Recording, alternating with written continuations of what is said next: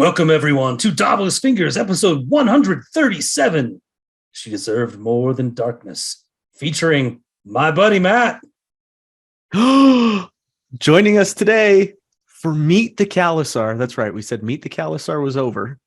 And we lied. It's not over.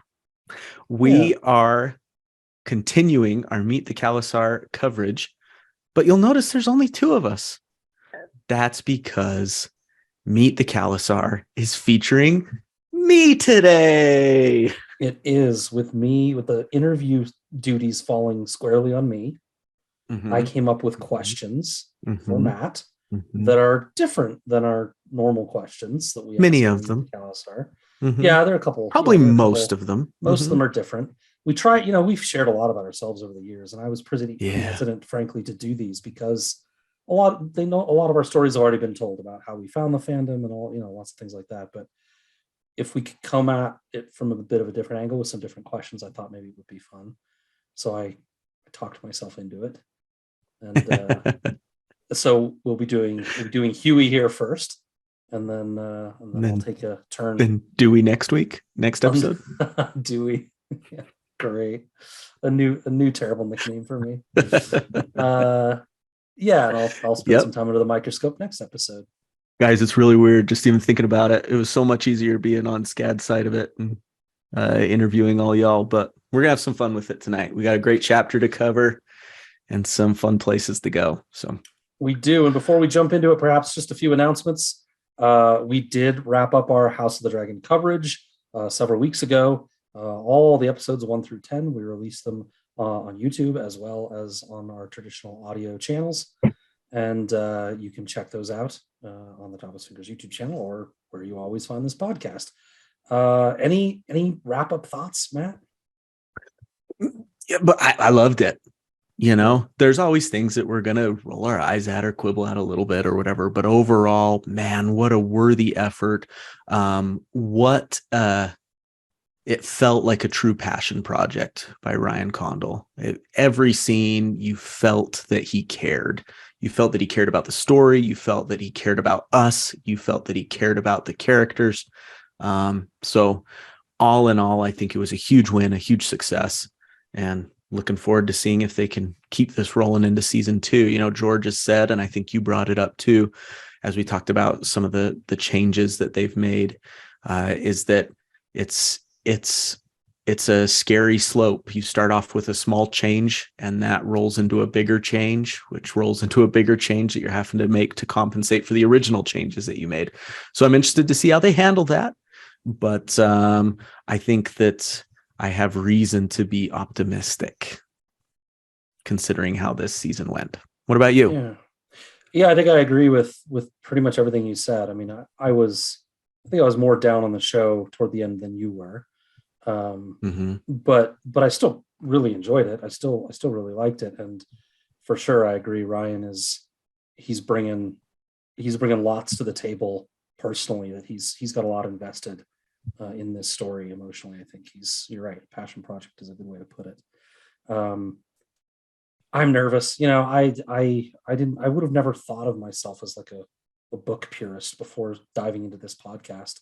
But I worry about some of the changes, and I'm a stick in the mud, and I'm old, get off my lawn now, I guess, as you could tell with those on YouTube with the gray just everywhere. But I enjoyed it a lot. I was glad it was over. Frankly, it makes me glad I didn't watch Game of Thrones, watching some of the fandom, the vitriol. Yeah, man, it gets rough out there. It really does. You're right. I'm glad I skipped out on the Game of Thrones side of it, but hopefully we can keep it clean. It feels like it's better than that, but anyway. Yeah, I think if you, as long as you stay within your circles, I feel like.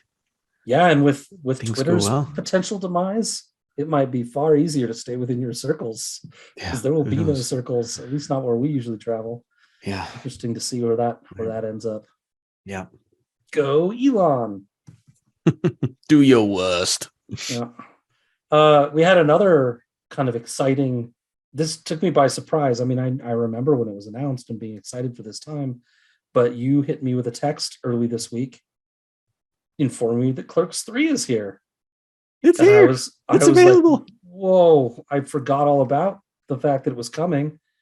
I think the pandemic for me, I used to kind of know like when movies were coming, and I'd even like plan weekends, not around it, but like to make sure that I could get to the theater sometime near release dates. And I just don't do that anymore. I kind of just wait for it to appear on one of my streaming services is available, and then I watch it, which is a weird change. But I didn't even think about it until I saw your text message. Do you have any we need to keep it quick, but do you have any brief thoughts on Clerks 3?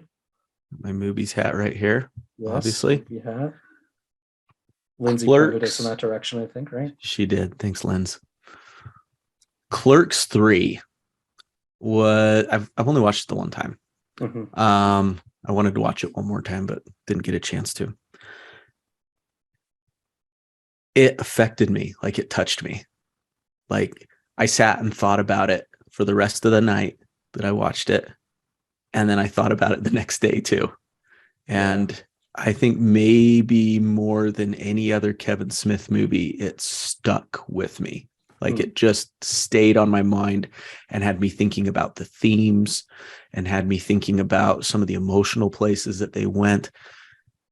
Now, the technical part of the film itself, I can't say I definitely didn't like it more than Clerks 2. And I don't think I liked it more than Clerks 1 either.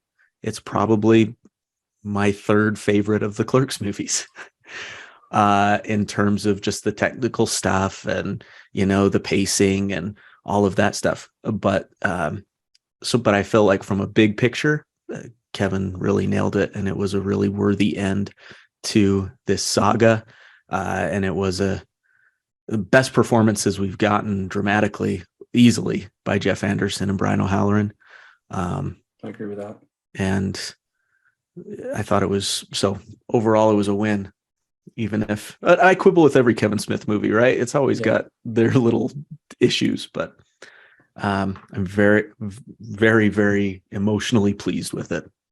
Yeah. Good. Yeah. I have a lot of not problems with it. Just, I mean, this will sound really bad. I was bored for a lot of it, right? That's what I mean by the pacing. There's stuff where it's like, okay. Like Reboot, Jane Silent Bob Reboot was pretty not great until you got to near the very end, right? And then some emotional stuff kicked in with fatherhood and things like that. And I felt this was very similar. The first half of this really dragged. It was so self-referential.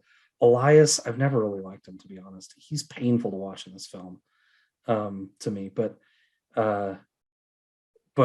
as it moves through and it gets back to the actual movie making and gets deeper into Dante's journey, it finds a place. Yeah, it finds a place in your heart a little bit and starts making you ask questions about mortality and legacy and all sorts of things like that. So yeah, I agree. It stuck with me a little bit too.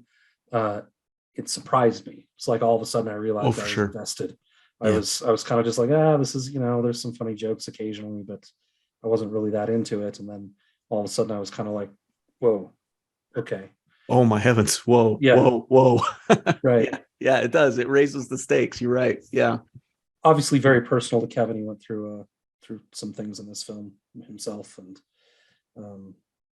I liked it. So I saw it once and then I made it through another third of the way one time. I never watched it again, but I didn't get through it either second time, but I definitely will give it a second look. But yeah, for sure. Cool. There it is. Tell us what you think, Khalasar, if you were able to check it out. I bought it on the Great Sinful Super Service, Amazon. Yes. Because that's where I could find it. But it was $14.99 for the digital version. Yep. Money well spent. I'm glad I have it. Sure. But it's Amazon. You feel a little dirty every time you do it, but the content's there. So content's there. Okay, back to podcast business. So you guys, those of you that are patrons have noticed we've been patron content dry. That will continue to be the case likely until the new year.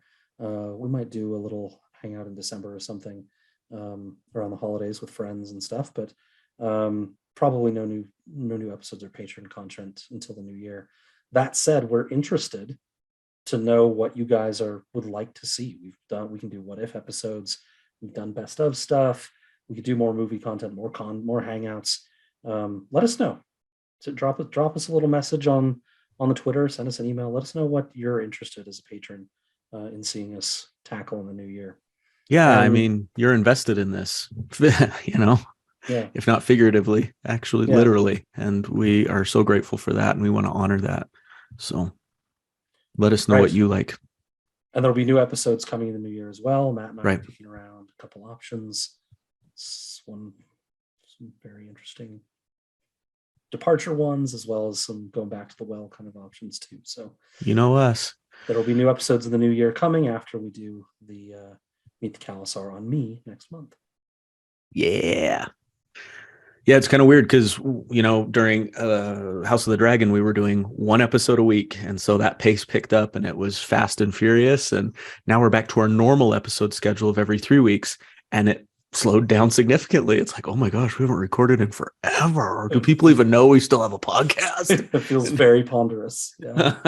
Ponderous pace. Yeah. Yep. But it's been nice too. It has been good. I don't know how some of those other podcasts do it weekly like that. It would burn me out in no time. I agree completely. It brings a lot of balance to our lives. So, yep. Well, today, speaking of balance, we are going all the way back near to the very beginning of A Song of Ice and Fire. Matt has chosen Eddard 1 of A Game of Thrones to cover. The first chapter from the most prolific POV in A Game of Thrones, one of the best fathers in the series. Here we see a careful Ned, a worried Ned, a Ned that's seeing his friend after almost a decade apart and is pretty nervous to the reason that he's coming here. Mm-hmm. They tour the Stark crypts together. They tour their own memories, as well as a little bit of Robert laying a couple flattering offers at Ned's feet. A couple of flattering offers that Ned doesn't really want. We'll get more into that. We might talk about some of the consequences of the choices made in this chapter, how it affects these two characters going forward, but likely we'll probably stick pretty close to Ned and Robert, I imagine, as that really is the focus of this chapter. Right. We'd love to hear your thoughts on this one too. So if you want to contact us and like you said before, let us know about future ideas you have for these regular episodes for Patreon, or just to say hello, you can find us. We are davosfingers@gmail.com. We're on Facebook. Our Twitter handle is @davosfingers. And you can check out patreon.com/davosfingers, despite it being kind of quiet right now. And okay, Matt, we always ask the guests how they can get a hold of you specifically. You can always find Matt at the places he just listed, but you want to send out your personal stuff too? Yeah, my address is 3790. I was just like, now that you're saying that, I'm like, what is my Twitter handle? At Thackalanch. Is it Thackalanch still? Yes, it is Thackalanch. So. I'm like looking it up as we talk. So on Twitter, I'm at Thackalanch, THACK, a lanch, like avalanche, but Thackalanch. I'm on Facebook too, but that's probably where you'd find the majority of it. So, and you can always reach them on the Davos Fingers email as well if you need to send the old emails. That's true. That's true. Mm-hmm. Shall we dive into the first chapter summary? I believe we should. The great thing about this, and I didn't even realize it before I fully picked the chapter, is that it's super short. It's very short. Some of those Game of Thrones chapters are really short. One of the reasons I love the book. It moves at a pretty good clip. Right. You get to Feast for Crows, and it's like 22 pages, 26 pages. Starting with that prologue. Pages. Remember how long that prologue is? 36, I think. Oh my goodness. Yeah. So, remind me, Scad, I meant to do a count before and I didn't. Did we have anybody else from our whole Meet the Khalasar series that chose a Game of Thrones chapter? I feel like we didn't. No, I don't think we did. So I was really excited about that idea. And we'll get to that. But we'll get to that. Anyways, all right. Why I picked the chapter. We'll get to that. It's one of the questions that does remain. It does. Yeah. Yep. Okay. Let's start. Let's do it. All right, Ned. Eddard 1. Game of Thrones. The Golden Baratheon banners have reached Winterfell as King Robert Baratheon has come all the way north to visit his bestie, Ned Stark. But despite their closeness, Ned has trouble even recognizing his friend. Yeah, that's right. 15 years prior, when they had fought to win the Iron Throne, Robert was muscled like a maiden's fantasy and carried a warhammer that Ned could scarcely lift. 8 years ago, when they called the Greyjoy Rebellion, Robert had led troops over the wall himself. Yeah, but since that day, Robert had gained 8 stone and a thick beard that could barely hide his jowls. But nothing could hide that large tummy tum. Nevertheless, Robert embraced Ned in a bone-crushing hug that was just the same. Winterfell is yours, your grace. Ned knelt and kissed Queen Cersei's ring. Robert embraced Cat like a sister, and the kids made introductions. But immediately after, Robert insisted, "Take me down to your crypt, Eddard. I would pay my respects." You got it, dude. So lantern in hand, Ned escorts Robert down to the crypts, just the two of them. Robert complains about the vast emptiness of the north. "Where are all your people?" The king chides Ned lightly about the snows and leads into a heavier message that Ned should come south. Yes, it's warm there. The girls are dressed so scantily. The ale flows like water, and there is food for days. Ned knew that these appetites were always a weakness of Robert's, though not his own. The king was huffing and puffing as they reached the bottom of the stairs. And now Ned led him through the long line of tombs featuring the line of Stark kings and wardens of the north, a tradition we don't see in any other house so far. The Starks bury their dead in a crypt below their castle, usually with dire wolves by their sides. It's creepy and it's pretty cool. Stone dire wolves, I probably should have put in that summary. My bad. Not real ones. But Robert is just looking for one statue, one grave, one person. It is one that we might not think would be here, given that it's mostly kings and wardens. Lyanna Stark was not a Stark king, nor a warden, nor a leader of any kind. Yet she is buried here, at the end of the line, and that is who Robert seeks. Yep. Ned led the king through the crypt, past king after king, surrounded by stone dire wolves. There you go. Oh, there it is. At their feet, all with progressively less rusty swords on their laps, until finally they reach his father and his sister, with the tomb extending seemingly endlessly into the darkness. "Here," Ned said. And Robert knelt and bowed his head. Okay, that's the end of section 1. We're plowing right through these chapter sums. Yeah. I say we talk about, you touched on it really nicely in the summary, that these crypts and the strange, I guess I'm just trying to understand who gets buried there and how all of that works. It sounds like Ned kind of broke tradition a little bit. Sounds like it. Ned's an interesting guy because you wouldn't think he'd be the type to do that, to break tradition. Well, Totally. This Yeah. is how it goes, and this, Mhm. And I think, maybe the first time I read it, maybe the second time I read it, maybe even the third, I thought that the promise me, which we'll get to, was part of this, that he was trying to keep that promise to Lyanna that she would be buried next to Brandon and her father. Yeah. But it's also it's an interesting request from Lyanna, who was willful and wild, and not someone I would expect, to want to be down here. But you're right. I think, back to your question, I think it's a little weird. It feels like Ned's breaking the rules. I don't know whether, I don't know how superstitious he is. None of them are going to come for him for it. He's in charge, so I guess he can. But He's a little stitious. Yeah, he is a little. Yeah, Mm-hmm. Mini-stitious. Well, they talk about later on in books, I think it's an Arya chapter, or maybe a Bran one, where they mention that one day they'll be buried down in the crypts. So looking back, it appears that like everyone maybe is entitled to being buried. If you're a Stark, you can at least be buried in the crypts. But the ones that have the stone statues and everything are traditionally those kings of the north or the wardens of the north, maybe the heads of the house. So, which still, is a break in tradition by honoring Lyanna and Brandon with their own statues.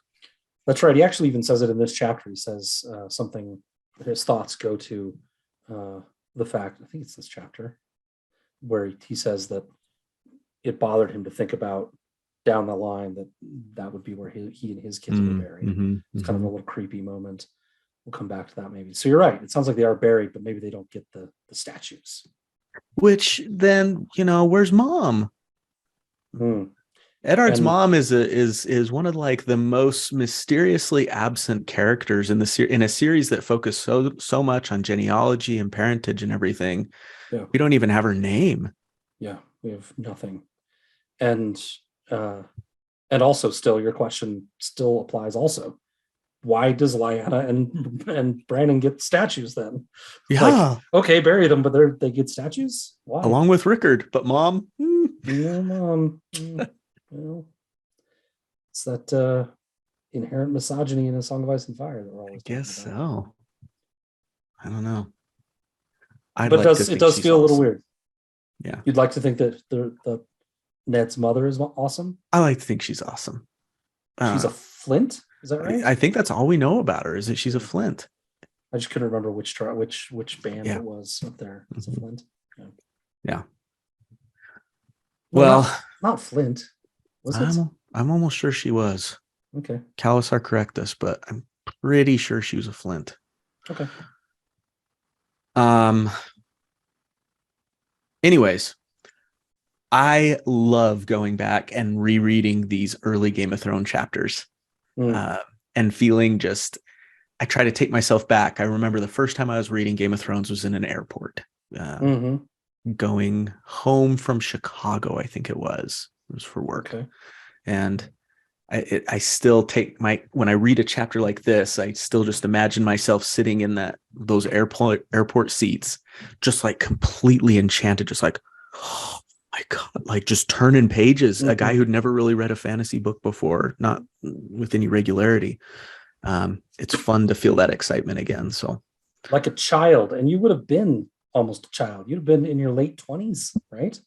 I believe I would have, yeah. And I'd have been in my early 30s. Holy crap. It's weird to think about that was it was it 2012? When did Game of Thrones come out? Yeah, 2011, I think. Wasn't it? Wow. Yeah. Dang, Game of Thrones season 1 premiere. Good job, Scad. April 17th, 2011. So I was just 26 years old. I just remember that Dance came out in 2012. Okay. Right. And so I knew that it started before then because we finished the series before Dance came out. But 26 years old. Dang. Anyways, enough of memory lane. There's going to be a lot of that for us as well as the characters, maybe. Yeah. I'm with you though. Reading a Game of Thrones puts me in a different mood than any of the other books. It just feels like I don't want to say simpler, but a more, I don't know. It's such an early part of the story, and you get the feeling that George was still kind of figuring it out himself. Right. Almost feel it. Right. There's a section in here where it talks about the nature of Brandon's death. It's actually the next section, but he's scarce with details, and I don't know whether he was scarce with details on purpose or whether he didn't know them. Right. Yeah. And a lot of this book, now that you know a lot of things, kind of reads that way to me.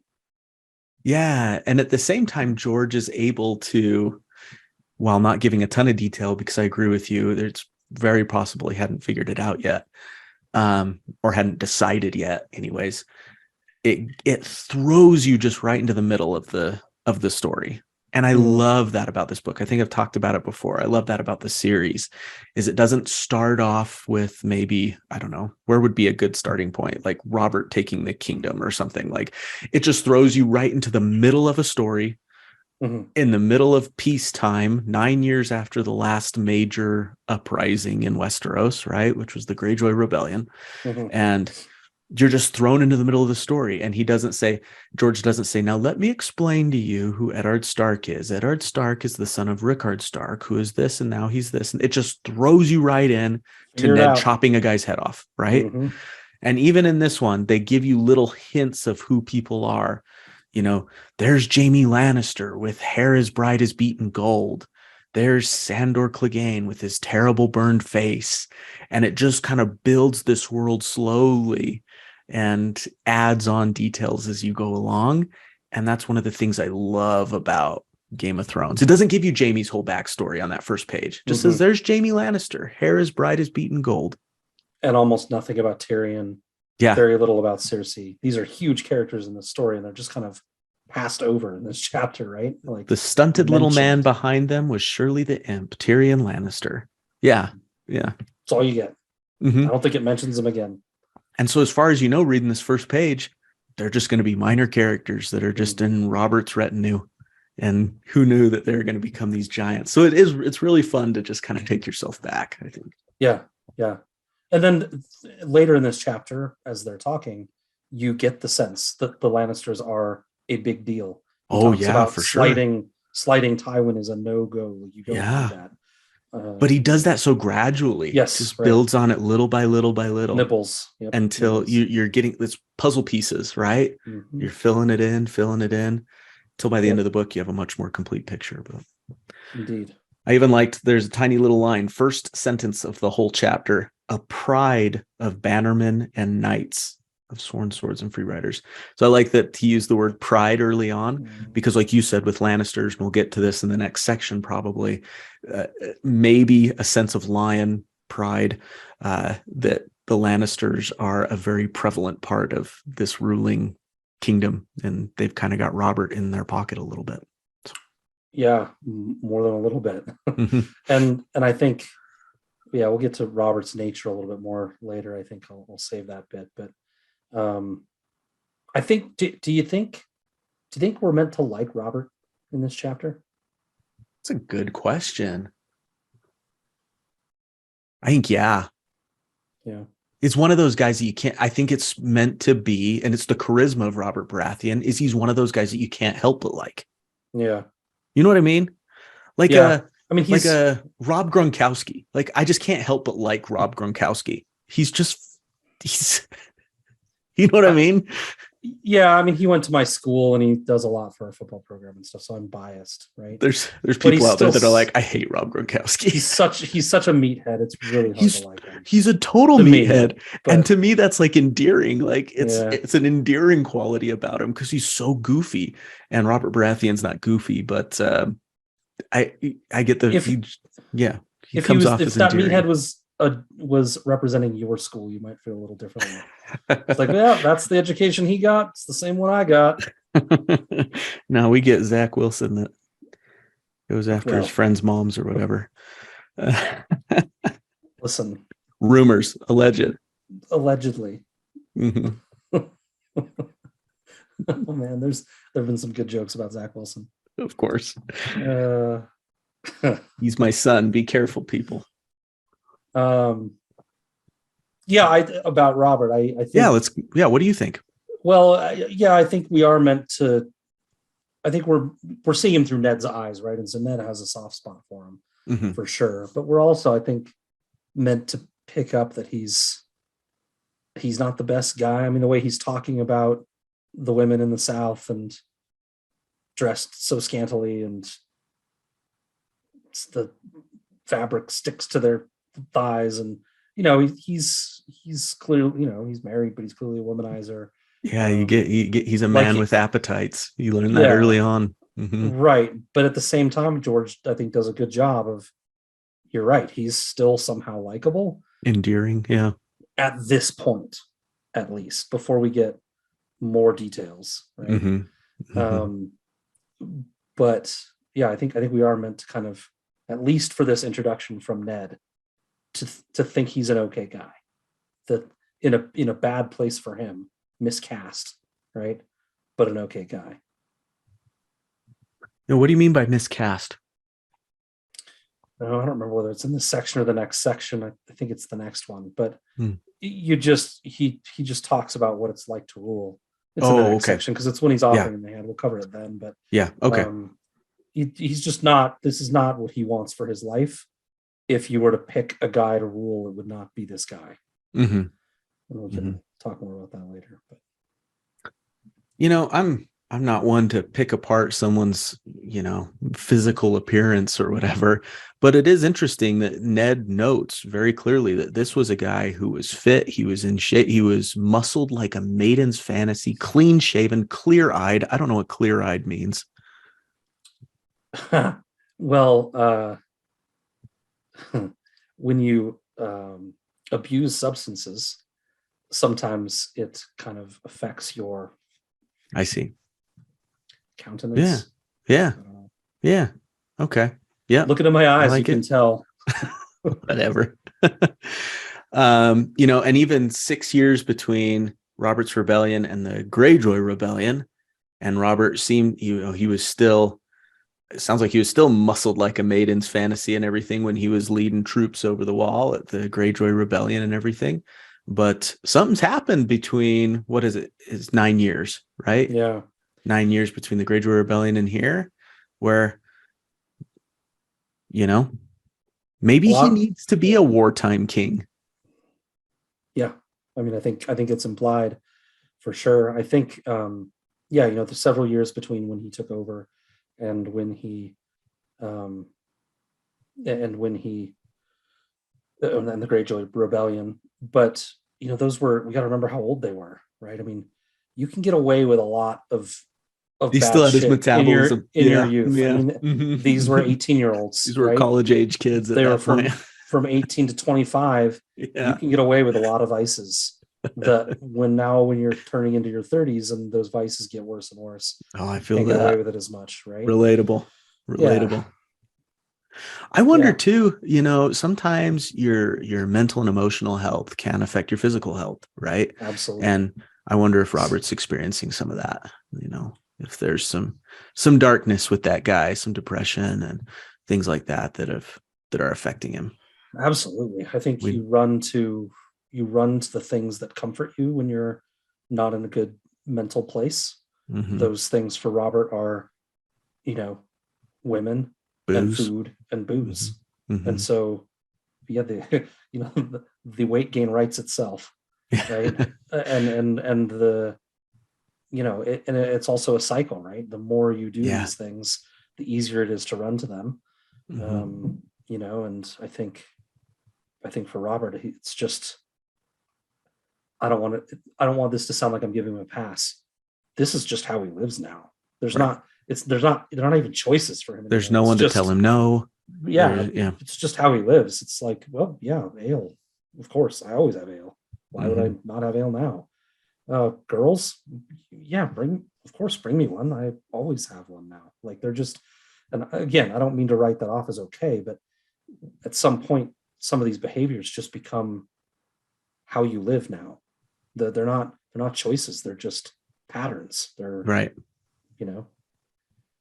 So patterns. Yep. I like that. Yeah. We're humans are very much creatures of habit, right? We fall into ruts and we do the same things over and over again that we find comfort in. And especially when you're not getting emotional comfort from where you think you should be getting it. Again, not that he deserves it. He treats Cersei terribly. Right. He's in an awful marriage. He's not good to his kids. He's not good to his kids either, right? Who might give him comfort. So I'm not saying that none of this is his fault at all.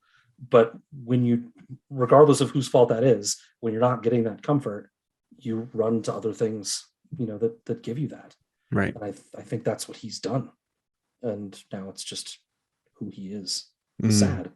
Yeah. It's sad and tragic. And also, he is a tragic character in that sense.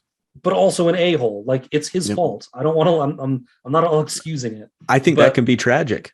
Yeah, sure. Mm-hmm. When you go from muscled like a maiden's fantasy and this towering, charismatic guy that everyone really respects and loves, figurehead for a rebellion, yeah, to this, it is somewhat tragic, just regardless of the, perhaps the things that led to it. Yep. Eddard loves him. One of my favorite lines is just when he says, "Take me down to your crypt, Eddard. I would pay my respects." And the next sentence is, "Ned loved him for that." I just love that. Yeah, I think that's one of the things that's meant to engender us to Robert, right? That he does have that bit of loyalty within him. He knows this probably doesn't look good to the family and to the whole caravan that's been traveling for months to get here, that he immediately just leaves them to go down and do this. But that's part of who Robert is. He is loyal. He remembers his friends. He cares about the things he cares about, and doesn't worry about the consequences. That's a good point. One thing in this first half of the section, I made a note of it, and I was like, I forgot how just icy stoic Ned is in this chapter. For this first half of the chapter, as I was reading the first part, I was like, almost to the point that I had trouble believing that these two could have ever been friends. There's such a contrast between them. Robert is so just like, rah, rah, rah, come south, rah, rah, rah, rah. And Ned's all, Winterfell is yours, Your Grace. And I was like, oh, that's one thing where I thought Sean Bean did a great job in the television show of breathing some life into him. There's that, I'm picturing it in my head of Sean Bean with that big smile, and he's got those wrinkles in his eyes, the smile wrinkles, as he's hugging Robert. And you don't get that sense here. You get it later. So we'll talk about it in the next section. It's almost like the icy exterior is chipped away at by Robert. And Ned even he drops like a little joke in there or something later on in the chapter. But here, this relationship is really interesting. You almost have trouble believing these two could have ever been friends. Yeah, I don't know whether it's because everyone's around, and so he's just trying to be courtly and proper and treat him like a monarch and not a friend. And when they get down to the crypts, some of that can get chipped away, like you said. But I think this is our first POV chapter from Ned. I think George is intentionally showing us this guy is buttoned up. Like he's not fun. He's not a party guy. He's gonna need the back massage. Yeah, like he's tight. He's not loose. And this is surprise. Here's your main character. Very frankly boring. I mean, Ned is a boring kind of guy, right? Yep. And I love him. I know. Yeah. My favorite character. Yep. Yeah, we all love him. And then you think too, the guy's stressed out beyond belief probably as well. He just found out that the king and 300 plus people are coming to stay with him, and they're like on their way. Yeah. So get ready. So yeah. There's some of that. Yeah, there is some of that too. I'm getting ready to have 15 people beside my family come over on Sunday, and it's like, clean the house, wash the rugs. That's your room. Right. If only you had a whole household staff to do those things for you like he does. But still, yes, I'm sure he's stressed about it.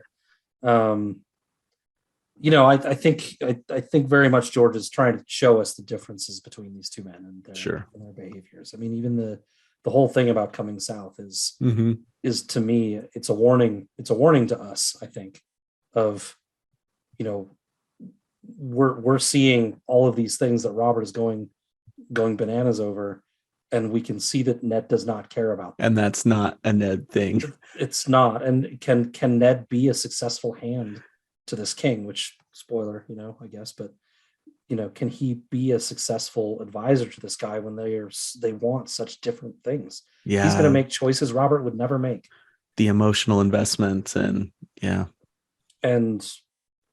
frankly, we'll cover it on the second half too. I think Robert needs that for sure. But I don't know that he would agree with all the choices Ned would make. Nope. Ned's response to all of this, come south, the fruits and the women and all this thing, is to just say she's down this way. Like he doesn't take the bait at all. It's just like, let's do what we're here for. No, he's not going to even join in this tale. Right. And I wonder if Robert's like, Robert, this guy. Yeah. That's not his thing. Yeah. I didn't think about it until just now, but my best friend from high school, his name was Dan, great guy, but very quiet, very serious. He's funny in his own way, but he's not like that dry deadpan and very buttoned up for the most part. And I'm, frankly, quite a bit like Robert. I don't think nearly as charismatic as he is, but outgoing and loud and boisterous and that whole bit. And when I get back together with my friend after a long time, and it's only happened once or twice really since high school, where we've been apart for a long time and we see each other, but it's awkward, and I'm talking a lot, and I'm kind of filling in the gaps and trying to be funny, and he doesn't really give me much back, and it takes me a while to remember, like, that's just how our dynamic is, and it's okay. It's just how we are. And yeah, I think Robert is probably going through something similar. And Ned is too. And Ned is too. Let him get it out. Just let him just nod. And it's really funny you should mention that, because my bullet point is, do you ever meet up with a high school friend or someone from long ago? Yeah. And in this case, you kind of return to the friend dynamic that you had with Dan, but sometimes it's like you diverge so far from what you were and what you were together. What you were together as friends, but also what you were individually since your last meeting, that you come back together, and it's like, I've had this before, like you almost just like talk at each other. Like, well, this is my life now. And he was like, well, this is my life now. And then you can reminisce a little bit, and you're like, remember when we did this? That was so funny when we did that. But once you get past that, there's really like, well, no, you're right. See you next reunion. Yeah. No, yeah, I avoid those because you can usually tell who those people are going to be. You know enough about them or whatever. I avoid those conversations like that. Yeah. Just not even going to start. Nope. Matt, I'm old now. I don't fuss with like trying to get people to like me, or like playing, having these conversations that don't mean anything. Yeah. There's a fantasy football owner that I in the league one of the leagues that I'm in, and he just said, why do you always put down the ideas I have, the things that I'm saying? And I just said, it's because I don't like you. I just said it in the text thread. Scad. And I because it's more complicated than that. We've been kind of going back and forth. Okay. Yeah. Okay. But like, I'm not going to pretend. I'm not going to work hard on this when I don't care about you. You haven't earned my respect. Let's just say what it is, right? And stop, I think there's room for that. Messing around with it. Yeah. We don't have to be friends. The other fantasy owners didn't appreciate it. Well, I got to talk to them too. Well, grow up, guys. That's all I think I really have for this first part. Yeah, it was in this section, waiting for him and his children. Creepy. The expanse of darkness. This whole bit in the crypt, really, this is I think my last bit. We can move on. This whole crypt part really is a bit of a tease toward something that George goes into a lot more. This kind of horror suspense element that he brings in now and then. Into some of these chapters. He only dips in, right? But he talks about the shadows from the light making the statues look like they're moving. He talks about some of the swords that have rusted away. Does that mean that the ghosts of those kings are roaming around the crypts? And he adds a little creep factor to this chapter, which is nice. And yeah, I'd love to see more of it. Hopefully I would love to see more of the crypts. More of the crypts, yes, and also just more of the horror elements, right, from George.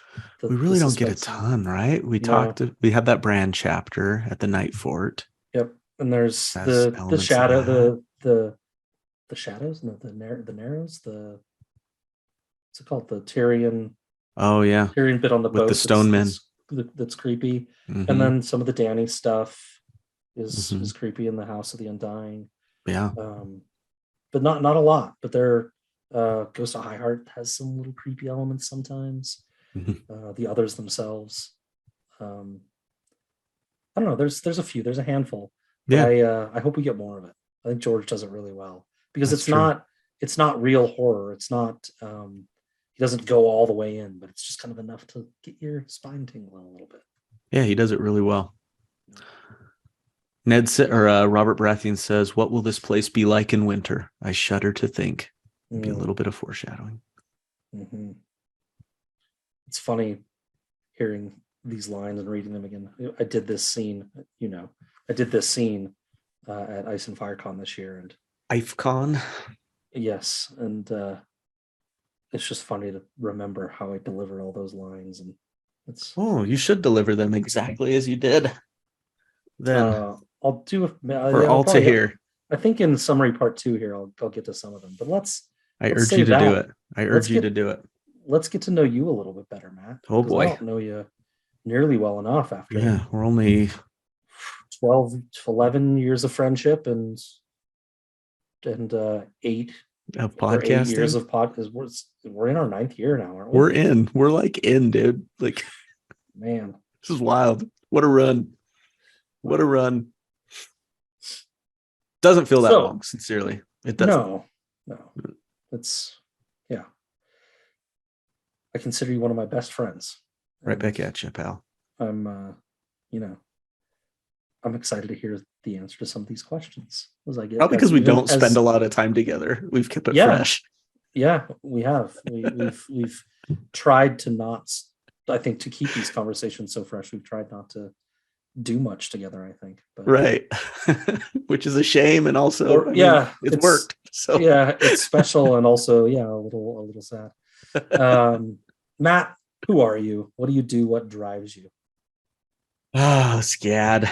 We always ask these questions, and everyone always like, this is the hardest question to answer.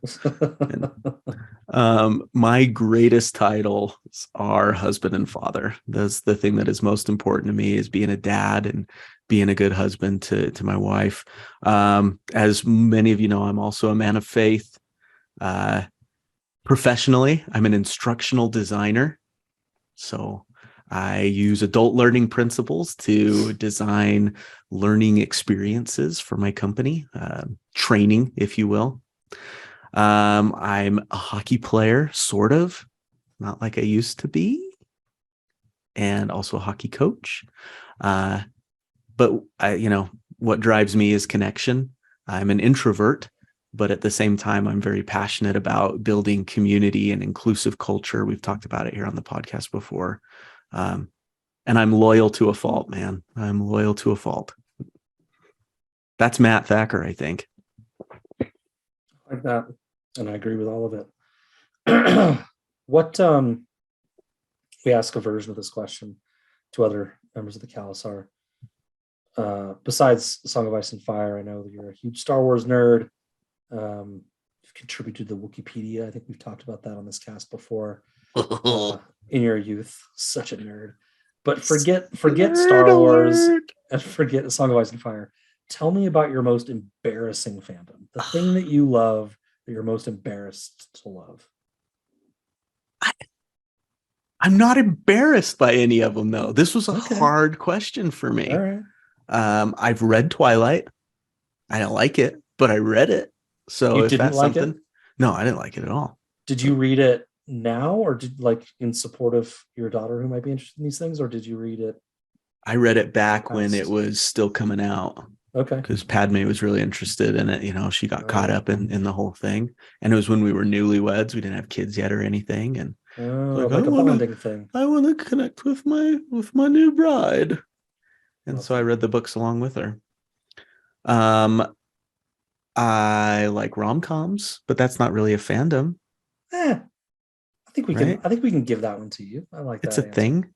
It's a thing. They have consistent enough elements within them that maybe it's right. Thing. Yeah. Misa and Aaron Motes know that I'll sit down and watch a hardcore Hallmark movie with Padme every once in a while. And now that's a market that should exist. Hardcore Hallmark movies. Not the sweet kiss on the doorstep, but they're going at it in these hardcore Hallmarks. Dude, Candace Cameron Bure. The queen of Hallmark movies, right? DJ Tanner from Full House. Yes, She's just done tons of Hallmark stuff. She left the network because she went to another network that was like a Christian network because she wanted to do shows that more accurately reflected her belief system. Yeah, which became much more conservative than the white male-female relationships of every single Hallmark movie. Have they done any LGBTQ content or at Hallmark or not? Is that why Not that left? I've seen, but I've heard rumors that they're heading in that direction, which I think is great. But also, heaven forbid we have a black couple or something like that. Yeah, it's kind of stunning that they've gotten away with that in today's climate. Every single movie. Yeah.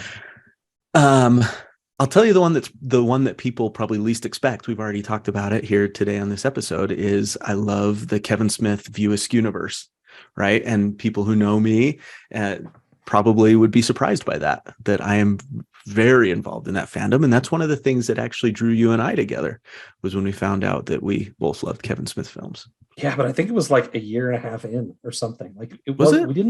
It was not early. I mean, maybe it wasn't a year and a half, but it took a while before we found out that we were both into that. Right. Because it's not these are not the Marvel films. These don't come up around the water cooler at the office very often, right? They're very niche. You don't expect to bring it up with people and have them know what you're talking about. And yeah, it kind of just took a chance mention, I think, that to kind of I don't remember what it was. I don't remember what it was. But it was like wait, you were into that too? I did. What? Yeah. And then, it was great. I watched a lot of movies with my uncles who babysat me a lot when I was a kid. Mm-hmm. And that's where I got my introduction to Kevin Smith films at an age that was way too young to be viewing those films. Yep. But they sucked me in early. You also say the word uncles in a unique way that I've never heard anyone else say. Uncle. You usually say like uncle. Uncles. That's like probably a Utah way of saying it. Maybe it uncles. Is. I don't know. Yeah. I feel like I haven't heard it much. O-N, like O-N.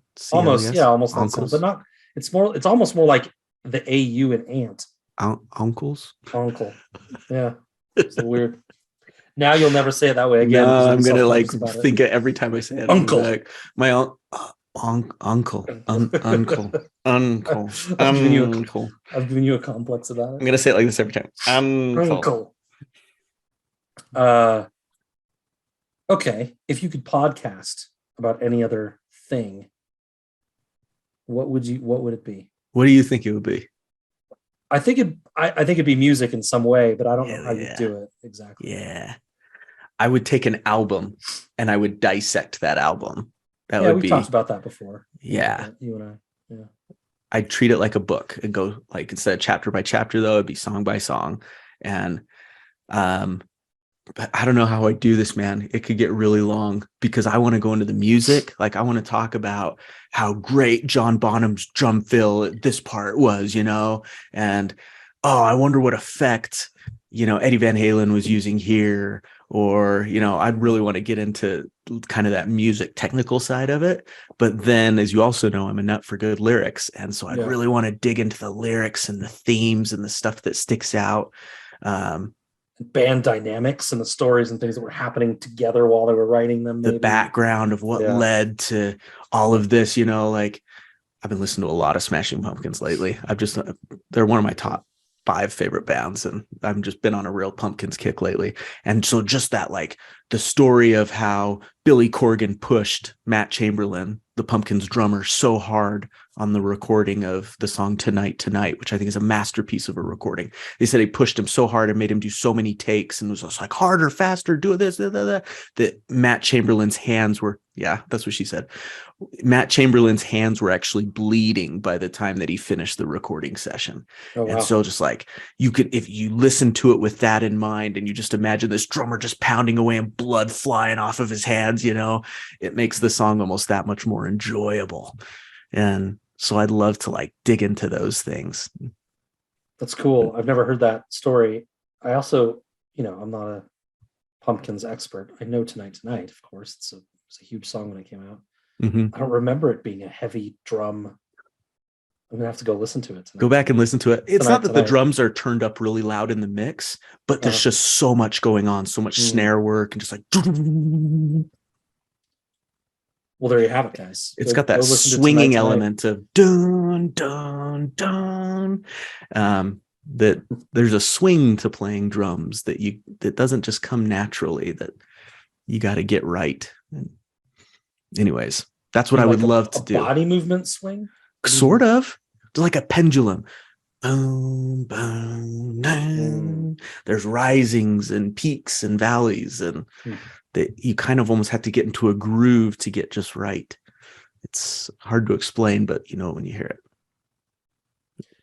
So this next question was a bit of a joke question. It says you named your child Chewbacca, which I think it's an important thing to clear up, though, for maybe our newer listeners. Yeah, because you refer to one child as Chewbacca. We talk about your other children as Luke and Leia, and your wife as Padme.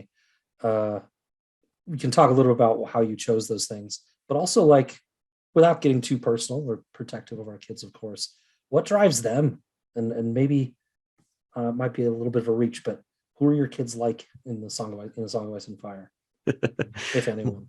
My kids are my favorite thing to talk about, but you're right. We do try to protect our kids' identities a little bit. You do it too. You chose a different fandom for your family. I did. Lord of the Rings, everybody. I chose Star Wars for mine. My children really aren't named Luke, Leia, and Chewie. As much as that would be awesome. That would be awesome. And my oldest, my twins are a boy and a girl. And you better believe I pushed for Luke and Leia. I pushed pretty darn hard to actually have their names be Luke and Leia. But they are named for a alas. different show, aren't they? No. They're not. No, they're people in our lives. They're named after certain people. But maybe I made a lost tie that does not exist. Maybe. Well, it's fine. Yeah, there have been coincidences. Yeah. Of people's names being the same as my kids and everything, but yeah, nothing that we tried for. Okay. And I got the perfect mix of kids, guys. Like Luke, my oldest, the boy twin. He is our family thinker, but in terms of like thinker tinker, he is brilliant at. He wires up whole electrical circuits, and that all makes sense to him. It started when he was like 10 years old. He's 13 now, but that stuff just makes sense to him. He just set up, I helped him, of course, but set up all our Christmas lights. They're up. November 1st is his favorite day of the year because that's when we say that he can set up Christmas lights.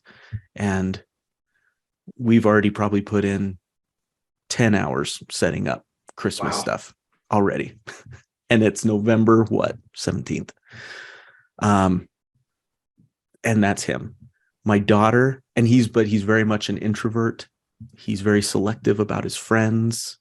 The social side of life isn't appealing to him.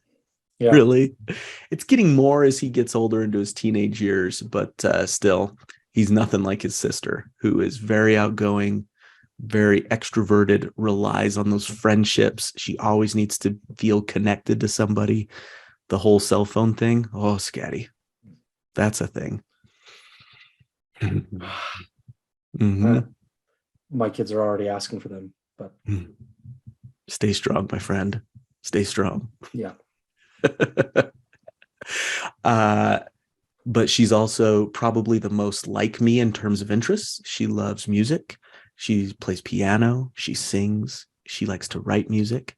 She's an artist in other areas. She draws. She paints. She writes poetry. And she's an athlete too. She loves hockey. She plays volleyball. She runs track. So she's kind of all over the place, and I love her for it. And then there's Chewie. And Chewie, he's a hockey superstar. The kid is a great little hockey player. Better than probably I am right now. And he's 9 years old. Probably better than I ever was, even at my peak. But he plays a lot. He plays for 2 teams right now, one of them a travel team, and is really coming along well. But he's also kind of our philosopher, whereas Luke is more of our intellectual, process-oriented thinker. Chewie is more of, what is some of the stuff that he's spat out recently? Just like, Dad, how did like racism even start? Oh, yeah. Like And he wants to have those conversations with you. I just don't understand how people could even look at someone in that kind of way and think those terrible things and da da da da da da. Yeah. Like, oh, you're the best, dude. Uh-huh. Those are my kids. I probably spent way too much time talking about them. Nope. But, you asked me to compare them to a Song of Ice and Fire characters. If anything jumps out, I don't want to make if anything jumps reach out for right. it. Well, the problem is Gurm has constructed such fantastic characters, such layered, that naming a character for any one of them could be both a compliment and a significant indictment. So you got to be kind of careful. But Chewie, my youngest, the hockey guy, he's jovial, talented, but he also really hates disappointing people. He's all about approval too. So a part of me compares him a little bit to Theon Greyjoy. Okay. A little bit. Yeah. Theon definitely has that. Luke, my oldest boy, is very empathetic, but he's also analytical. He's very self-assured. He's confident in the direction that he's going. But he's, the social side lacking a little bit. He's gritty too. He doesn't give up easily. So for me, that's Jon Snow. Okay. Compare Luke a little bit to Jon Snow. Leia, as I told you, is a free spirit. She's passionate. She craves interaction. She loves people. So this scares me to say. This scares me to death to say, as she is bordering on her teenage years. She's 13 years old. Can't believe this is coming out of my Ariane Martell. Oh, no. Ariane Martell. You're doomed. I'm doomed. Yep, I'm in a lot of trouble. I mean, just communicate a little bit better and more frequently than Doran does. Right. Yep. I've learned a lot of lessons of what not to do from Doran Martell. God bless him. But yeah. Build a tower, put her in, and we'll be fine. Do not do that. This is a question you came up with, Matt, for Meet Khalasar that I think we started asking everybody. What's something in your life that you are proud of? I'm really proud of my family. I'm proud of the relationship that I have with each one of my children, despite how different they all are. I'm tremendously proud of the people that they are and the people that they're becoming. I'm also proud of the community that I've been able to be a part of in all aspects of my life. We'll talk about this later, but I tend to silo myself. I don't know if you do this too. I think it might be kind of a human thing for some people. I exist in different silos. I've got my church family, and I got my hockey family, and I got my best friends who've been my friends since school, and I've got the Khalasar, and I've got all these different little groups that I've been blessed to be a part of. And all of them, I feel a strong sense of community and belonging and familyness. And I'm proud of, maybe if I played a tiny part in that, I'm proud of that. That's a lovely answer. I want people to be seen. You know what I mean, Scad? Like, I want people to feel seen to the degree that they want to be seen. I want to meet them where they are, but I want them to feel noticed. And I think that came from maybe the younger person not feeling noticed all the time and feeling a little invisible in certain areas. I want people to just know that they are noticed and seen and cared about. And that's important to me. I like it. We, on this podcast, are not ever shy about what we're watching or reading or paying attention to. Oh boy. Probably to the degree that people are annoyed by it sometimes. We definitely force it down people's throats. That's what she said. You said. But I'm going to ask for something a little bit different. I'm going to ask you to dig deep and give me a non-TV, non-movie, non-music, Matt, non-book recommendation. Some sort of other thing, other product, other parable, something. No, it's Scad. Tell him what you said I could do in this thing. You tell him what you said I could do. Yeah, what are the options? I said, you're going to read it verbatim. You don't do that much here. You don't have to do that, but I just want it known that you said this. A sonnet or a speech or a parable or goodness, a scripture. A scripture. Scaddy, scadalicious. I know you, Matt. Open the door. I knew it was going to be something you thought you might want to do. I opened it for you. I actually wouldn't. I don't think I would have thought of it had you not, put that down there. But I appreciate it. I'm going to do it. I'm going to give you guys a little scripture. All right. Let's hear it. But I think it's applicable. This is my favorite verse of scripture in any scripture. It's from the Book of Mormon, in the book of Ether, not the substance. Ether was an actual person. And this is his book towards the end of the Book of Mormon, chapter 12, verse 27, if anyone wants to look it up. And I think this applies to, even if you're not a spiritual person, I think you can find some meaning in this one. So this is actually the Lord talking to Ether. And he says, if men come unto me, I will show unto them their weakness. I give unto men weakness that they may be humble. And my grace is sufficient for all men that humble themselves before me.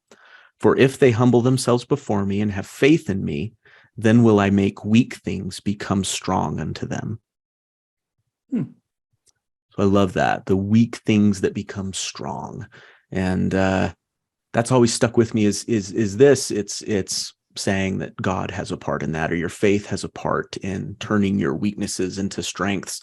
And whether you believe that, or you believe that it's your own hard work, sweat and tears that leads to your weaknesses becoming strengths, or if it's something that maybe I subscribe to a little more, that it's a bit of both. There's some faith involved and some definite hard work that you need to put in. If you are humble enough to acknowledge that you require improvement in some areas, or can recognize what a weakness is, you can turn that around. But humility is the first part of it.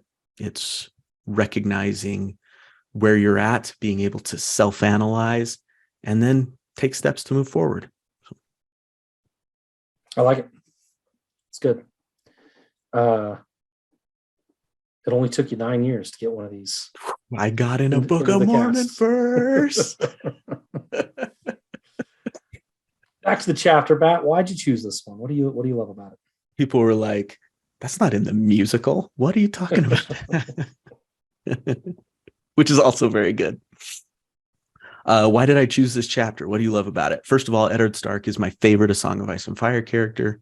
I love him for everything that he is. I love him for everything that he isn't. I love him for everything that he tried to be. Also, like I mentioned earlier, we haven't done a lot, if any, Game of Thrones for Meet the Khalasar, and I honestly wanted to give the book some love. It's one of my favorite books, like we talked about. It's so tight. I feel like it moves so quickly. There's a sense of freshness to it that I love. I love picking up Game of Thrones and just making my way through it. And honestly, I also picked it because Robert Baratheon is one of your favorite characters too, Scad. So I thought the bringing in of Ned Stark and Robert Baratheon could lead to some fun discussions. And so far, I haven't been disappointed. Yeah, it's been good. And honestly, we might get into some Promise Me Ned stuff in this next section, which I think could be fun in relation to even some of the stuff that we got in House of the Dragon. So, ooh, I don't have anything like that prepped. Kind of timely. I don't really on my feet. I don't really either. So, but we'll see where it goes. I'm sure you'll ask a nice leading question that'll get us both going. It'll go. Well, shall we move on to the second chapter summary section? Let's do it. Okay. It's me first. There were 3 tombs at the end. Rickard himself and 2 of his children, Brandon, 20, and Lyanna, who was 16. She was more beautiful than that, Robert said. Why'd you have to bury her in a place like this? She deserved more than darkness. But Ned, who loved his sister Lyanna with his whole heart, simply replied, she was a stalk of Winterfell. This was her place. That despite Robert's protestations that she be out in the sun under a fruit tree, that he was with her when she died, and that she wanted to be buried next to Brandon and her father. And then we get a look into Ned's head, a memory of Lyanna's death. Promise me, Ned. The room had reeked of blood and flowers, but Ned giving his word had brought Lyanna a sense of peace in the end. Howland Reed had found him there, still holding his sister's hand on her deathbed. Robert returns to violence and anger, as he often does, reminding Ned that he had vowed to kill Rhaegar for what he did to Lyanna, and lamenting that he only got to do it once. That once on the Trident, of course, when he caved Rhaegar's chest in with a mighty blow from his warhammer, spilling fiery rubies into the water below. In my dreams, I kill him every night. Respect paid and memories remembered. They make their way back toward the living while they discuss yet another recent death, that of Jon Arryn, the man that had taken them both to ward in their youth, who took sudden and quick turn toward death. Within a fortnight went from the picture of health to his demise. Jon's son and his wife, Cat's sister Lysa, live on, but have retreated from King's Landing back to the Eyrie, eschewing offers of fostering the boy with the Lannisters. The young boy, another Robert, was 6 and sickly and was in dire need of friends, other boys and men in his life. But instead, his mother swept him away, home, without warning. So with that behind them, the conversation turns to the true reason for the visit.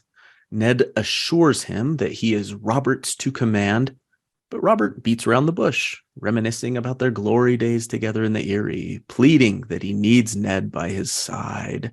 He can't trust anyone at court. He needs his old friend. He needs Ned to be the hand of the king. Shock! Ah, surprise! Gasp! No. Ned knew this was coming. Yeah. What other reason could the king have to make this long trip? We haven't gone into the details, but it's a long, multi-week trip up to the north. Anyway, he dropped to his knee in gratitude. It was an offer to be the second most powerful man in Westeros. Ned didn't want the honor. I'm not worthy of the honor. Is it an honor, though? I mean, it's hard work. Responsibility to execute the king's desires, doing the heavy lifting to carry out plans. This is not a cushy 9-to-5 job enjoying the fruits of a throne won. It is the toil of continuing to run that kingdom while Robert eats and drinks and carries on. That's not where the offers stop. Robert reminds Ned that their houses were to have been joined when he wed Lyanna. Well, when he was supposed to wed Lyanna. That plan was ruined, but it isn't too late to join their houses. He asks Ned for his approval to wed Sansa, Ned's daughter, to Joffrey, Robert's firstborn son and heir to the Iron Throne. Now, this offer did surprise Ned. Sansa was only 11, and Ned is a considered and very careful person. Rather than immediately accept these honors from his king as he should, he asked for time to discuss this with his wife. Good call, Eddard. Good call. Yes, of course. Tell Catelyn. Sleep on it if you must. But don't keep me waiting too long. I'm not the most patient of men. Ned didn't like it. Starks belonged in the north. The eyes of the long dead Stark kings watched him, and Ned was filled with foreboding. Winter was indeed coming. That's the end of the chapter. Yeah, dude. When he's like, I got to ask my wife, I was like, there you go, son. There you go. It's probably the first time in a while, other than when he's talking to Cersei, probably, that Robert wasn't met with, yes, sir, right away, sir. Mm-hmm. That's true. But it shows perhaps maybe some of the respect they have for each other, that, and maybe the respect that Robert has for Cat too, and their relationship, right? That he knows this is the kind of thing Ned would ask. Maybe he doesn't seem that surprised by it. He's like, yeah, sure, fine, go, whatever. Yeah, I noted some of, it seems like Robert kind of overpowers the conversation and just wants to talk about him and the South and all of that stuff. But I like that he waited until he was in the crypts to present this to Ned, because he knew that this was going to be an uncomfortable thing. He knows the disposition of his friend. He knows that this would be hard for Ned to accept, I think. And he knows that it would be made even harder if he did it in front of court and kingdom and, in front of everybody, like in the Great Hall of Winterfell or whatever. So he add some pressure to Ned, right? Oh, for sure. Yeah. So he takes him aside privately, and he offers it to him there. And I like that. I think that's a good move by a friend. It is. It's a move a friend makes. I didn't think about that, but you're right. Yeah. Yeah. I think Robert too, in his way, really loved Lyanna, but Mm-hmm. I'm not sure he knew. I'm not sure he knew what he loved. He Sure. loved maybe the concept. Ned, from his perspective, says in that chapter, Ned had loved her with all his heart. Robert had loved her even more. Mm-hmm. There are people in the fandom that don't really hold Robert in high esteem, and there's lots of good reasons for that. But I've always fought against the idea that he didn't care for Lyanna. Now, Sure. would he have been faithful? I don't know. That's a hard thing to know Would Lyanna until have put up with those appetites? right, Again. exactly. Mm-hmm. Like all these things change. Butterfly flaps its wings, right? So maybe having Lyanna in his life would have made him a very different man. True. It's one of the things I like to believe is that Sure. The influences in your life have great effect on who you become. Mm-hmm. And you aren't just this carved piece of stone that's going to behave a specific way regardless of the rest of the things that you come in contact with. You're written upon every day of your life by your experiences and the people that you know. And had he had Lyanna a presumed good influence, although that could be argued too, to be honest, we don't know a lot about her either. I think we're meant to see that he had real care for her, but also I think he's really in love with an idea. This isn't something he got to know and pursue. It's frozen in time for him and not real. It's an easy thing to look back on and focus on as the moment your ire for the world was discovered, right? But it's not real either. Yeah. Yeah. That's a good point, man. And it got me. Now I'm just off the cuff. I don't have these on notes or anything, but yeah, the idea of her, he never got to know her well enough to see anything beyond the ideal, right? Mm-hmm. To him, she had this fantastic, outgoing spirit about her, this wild spirit that was probably very attractive, especially to someone like Robert Baratheon. Mm-hmm. Physically, she was obviously very beautiful. And seemed like there's this aura about her that even other people bring up that, people just loved her. Ned talked about how Ned loved her with all his heart, as you said. Yeah. Guy like Ned, Icy Ned, loved Lyanna, his sister, with all his heart. But Robert never got to see past the ideal. He never got to see the bloom being off the rose, as Billy Joel puts it. Mm-hmm. So that perfect image of her is preserved in his mind for all of time. And I agree with you. I think there's very real care, and there's love to the degree that he could feel love at the time, that he knew her when she was still alive. And that carries on, I think, a little bit into this. And I want to think the best of him for this part, right? And again, I'm a Robert detractor in lots of ways. I've said it a lot of times here today, but mm-hmm. I do try to think the best of him in this occasion. But even then, we have to admit that he's, like you said, he's in love with an ideal. It's a trick of the light. It's something that he can look back in his past, frozen in time, that never alters or changes. And that's not real. Right. That's not a person. That's a statue. Mm-hmm. Right. Yeah. No, I love that.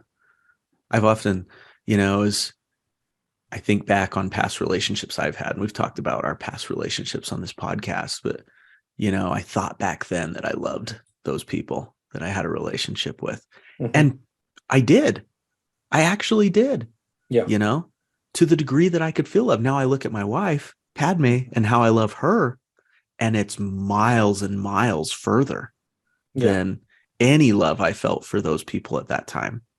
Right. But to that degree, you talked about how our experiences influence who we are today and everything. To the degree that, in the capacity that I could feel love at the time, I did. I absolutely did at the time, even if it doesn't compare to the love that I feel now for my wife of 16 years. Right. Right. So, it's really interesting to examine it in that way. And I think that that's fair, like you're saying, to give Robert that benefit and that credit, even if it's based on an ideal and someone he really didn't know that well or that long. It also kind of like, while we can give him the benefit of the doubt on it, it's also let him. He's used it to get stuck and not move on. That's and true. not find a real love of his own. He's allowed it to be an excuse in his life almost. Yeah. Right. This is the one that I loved, and talked about Clerks 3 a little bit earlier, right? Like, I don't want to spoil it for people. It's so new, but he uses it almost like a crutch. Yeah. Right. I mean, I don't think he doesn't give Cersei a chance. He calls Cersei Lyanna on his wedding night. He's, he never moves past it. And what's he not moving past? Somebody he knew for a fraction, barely knew, maybe. Right? Yeah, maybe she'd visited the Eyrie when they were few times fostered maybe. there. Yeah. But like, how well did he know her really? And he's let it sink.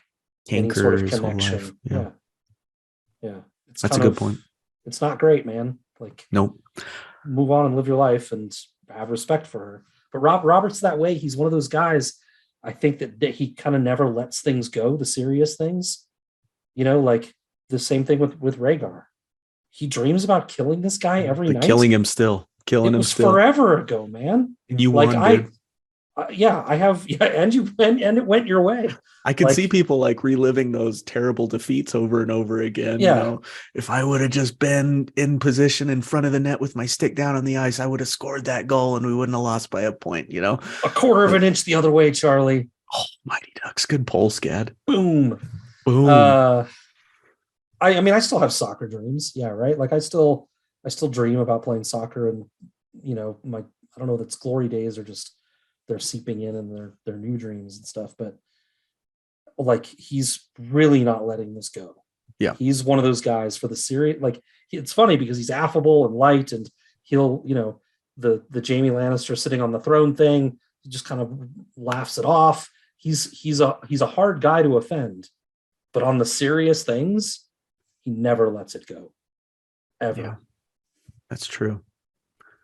I like that you brought that up, because it did get me thinking of how different could Robert and Cersei's relationship have been. Obviously, she loved Jaime, and that relationship was going on long before she met Robert. And obviously, their marriage was something that wasn't born out of love, like many relationships and marriages in Westeros are. Neither was Kat and Eddard's.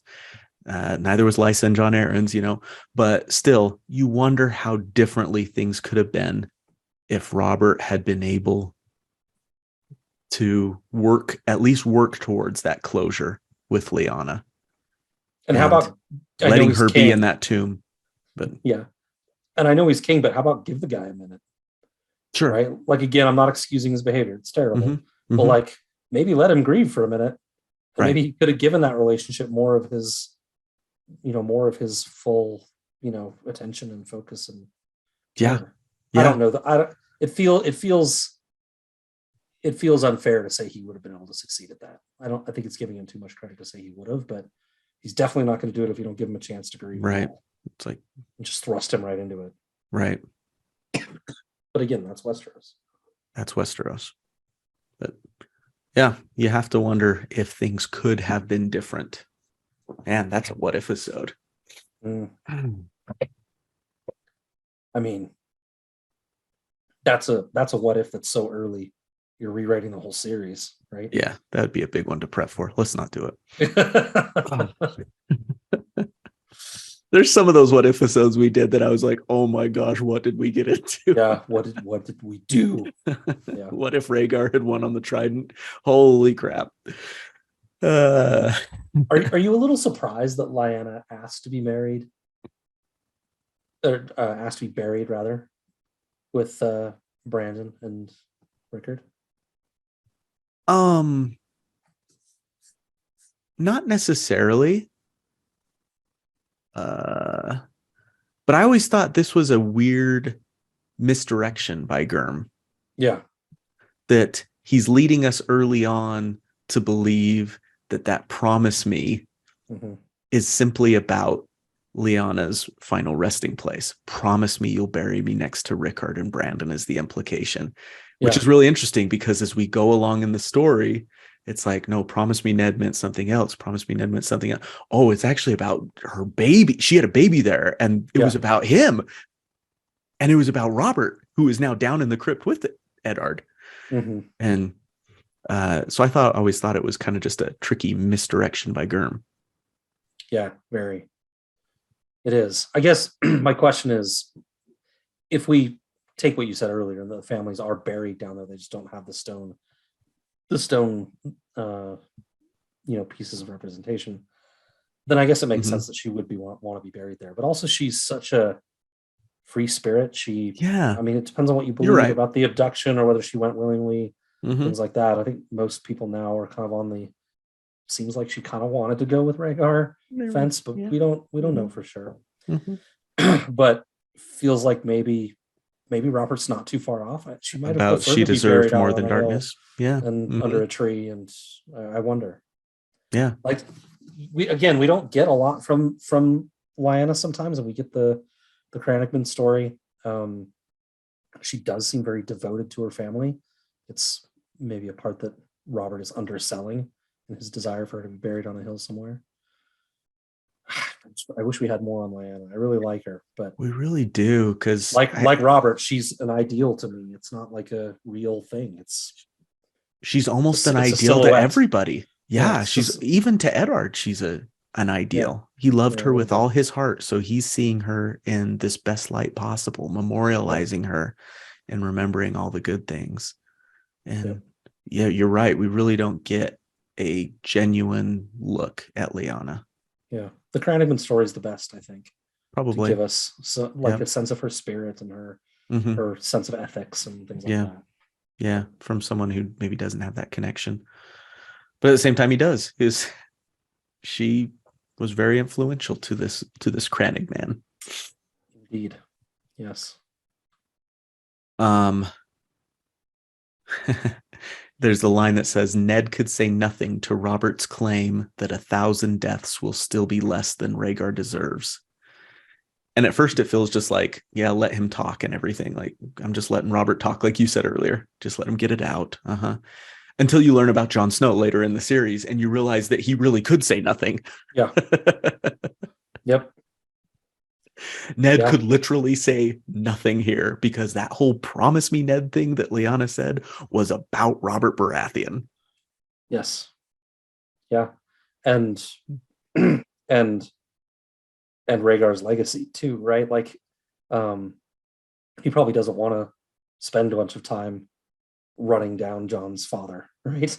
Sure. And thinking about him as a negative man. And we see that in a few cases with Ned in this book, where he's kind of not protective, but he's a little bit more understanding of Rhaegar than other characters seem to be. Kind of like he's been stewing over this for decades, and has come to a different place on Rhaegar than maybe a lot of people have. But yeah, you're right. He can't. This is this is a point of contention between them that Robert doesn't know exists. Doesn't even know that is a point of contention. But Ned is always hyper aware of it. He's like, right? Keep my mouth shut. Yeah. What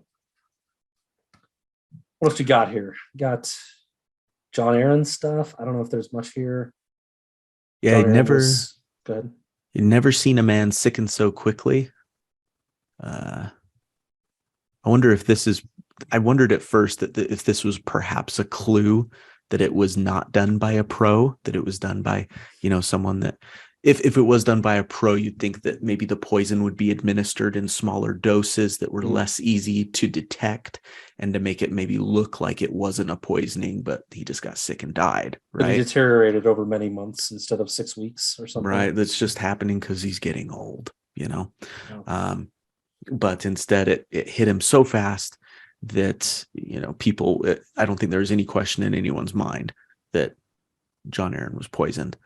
And But then you read about the Tears of Lys, and I don't know that we have too much evidence of the readers' minds, or do you mean the characters' minds? I think the characters' minds. I think maybe they're not saying it, but I see. They're not claiming it. Grand Maester Parcel's like, oh, he got sick. I wonder how he got sick. Everyone knows the guy was hale and hearty. Robert Baratheon says, he was like older 90. in his life. But they said, what's the line that there's a line in there that talks about how he was doing pretty well. For his age. And he turns around and dies. Yeah, the guy was poisoned. They're fooling themselves or trying to fool someone else if they say they don't. But I don't know that we have evidence of there being like ways to gradually administer the Tears of Lys. I think it's meant to just be a quick killer. You know what I wonder? I wonder what the Lannisters thought about this, because, like you said, Pycelle's like, I don't know, but clearly he thinks probably it's poison. Probably assumed it was the Lannisters too, and so didn't try very hard to help, right? To make Jon better in those days, because he's like, oh, the Lannisters want him dead. I'm sure they're the ones that did it. In fact, there's a little thing that talks about how Maester Coleman, came in and did stuff that sometimes could be done to help with the Tears of Lys, and Pycelle stopped him. Yeah, right.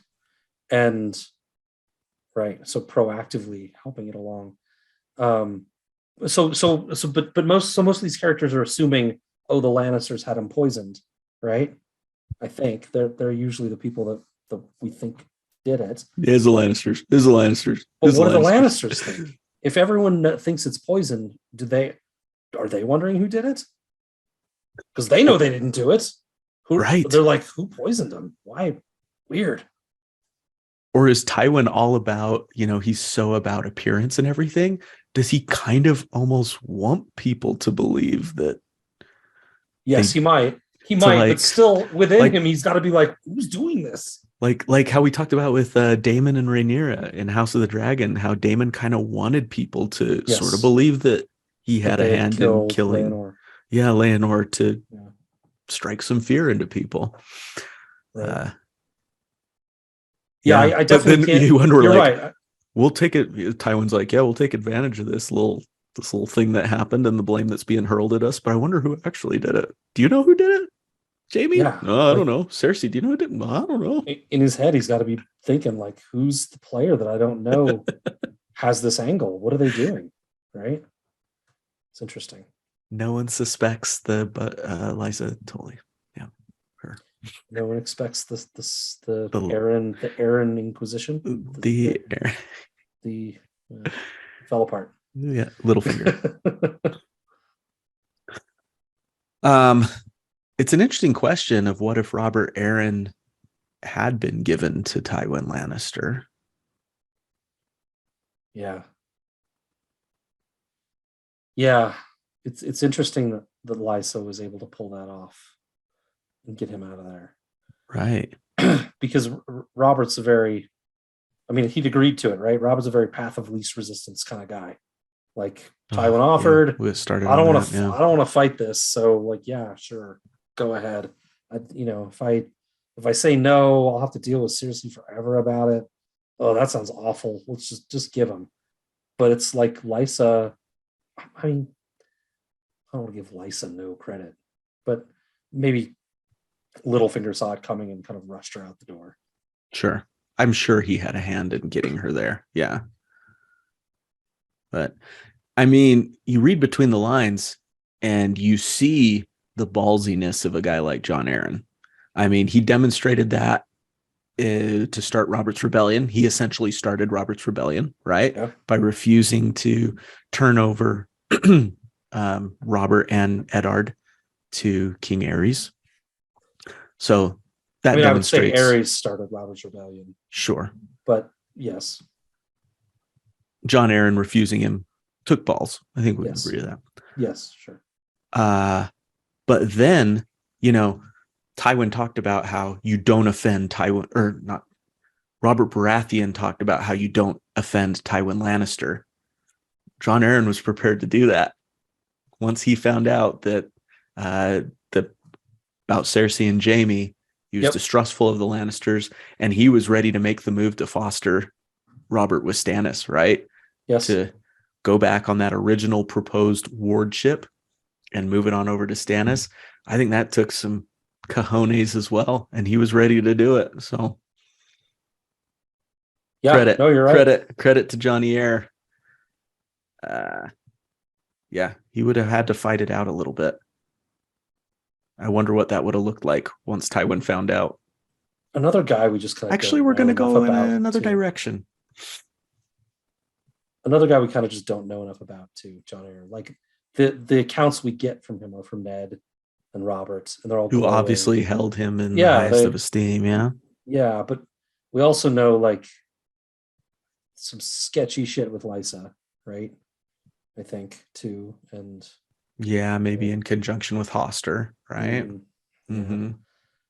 Anyway, we just don't know a lot, but it's interesting. But you're right, ballsy for sure. The way he's handling this, like brazenly out, like looking for the answers to them. Not brazenly, maybe, but checking out books and reading stuff and trying to put together this mystery, and and just being able to say to Tywin one day, actually, we've decided to go in a different direction. Yes. Yeah. Oh man, but you're right about Robert Baratheon and the Lannisters. For all Robert Baratheon did to win that darn throne, he is just handing it to the Lannisters right now. We talked about the whole Tywin thing. The biggest thing to me is he's like, I'll just name Jaime Lannister the Warden of the East. What? Yeah. Excuse me? Yeah. You're acknowledging that he's going to also become the Warden of the West eventually, and the Warden of the East? You realize what you're doing? Yeah. Well, I don't know what he's doing. I've never really understood, like, what does that mean? Like, what do you get for being a Warden of the West? Like, is it ceremonial, or like, does it come with incomes? Like, what is it? Like, Ned very much in this chapter he seems like it's a really big insult for them to take Warden of the East away from Robert Arryn. Like, if it's that big of an insult, don't take it away. Just appoint a regent warden or something, right? Like, leave the title with him, but give him some help or something. Correct. I don't know what it does, but I agree with your general point that Robert's not willing to put up a fight for anything. It's just like, yeah, whatever, man. Like, right. Whatever power you want to take, just take it. As I understood it and tried to study it a little more, I won't say I hate using the word research, but I studied it more. I feel like the wardens, at least in job title, are supposed to they have almost the autonomy to marshal military power in their region, in the north, south, west, and east. So it's like the north, the warden in the north, probably their primary responsibility is to be able to marshal military power against wildlings without necessarily having to seek the approval of the king first. They can just do that to be able to protect their part of the kingdom. The east, I would think, would be more like piracy on the narrow sea, Corlys, Velaryon type stuff.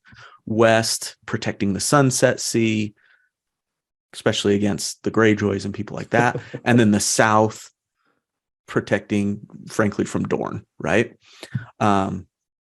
So having that ability to do that in both the East and the West, that's freaky stuff. That's putting a lot of power in someone's hands. So the fear is that once they have those armies, they could turn them on you. Like, is that? And you're surrounded. You got East and West. Yeah. Right. Yeah.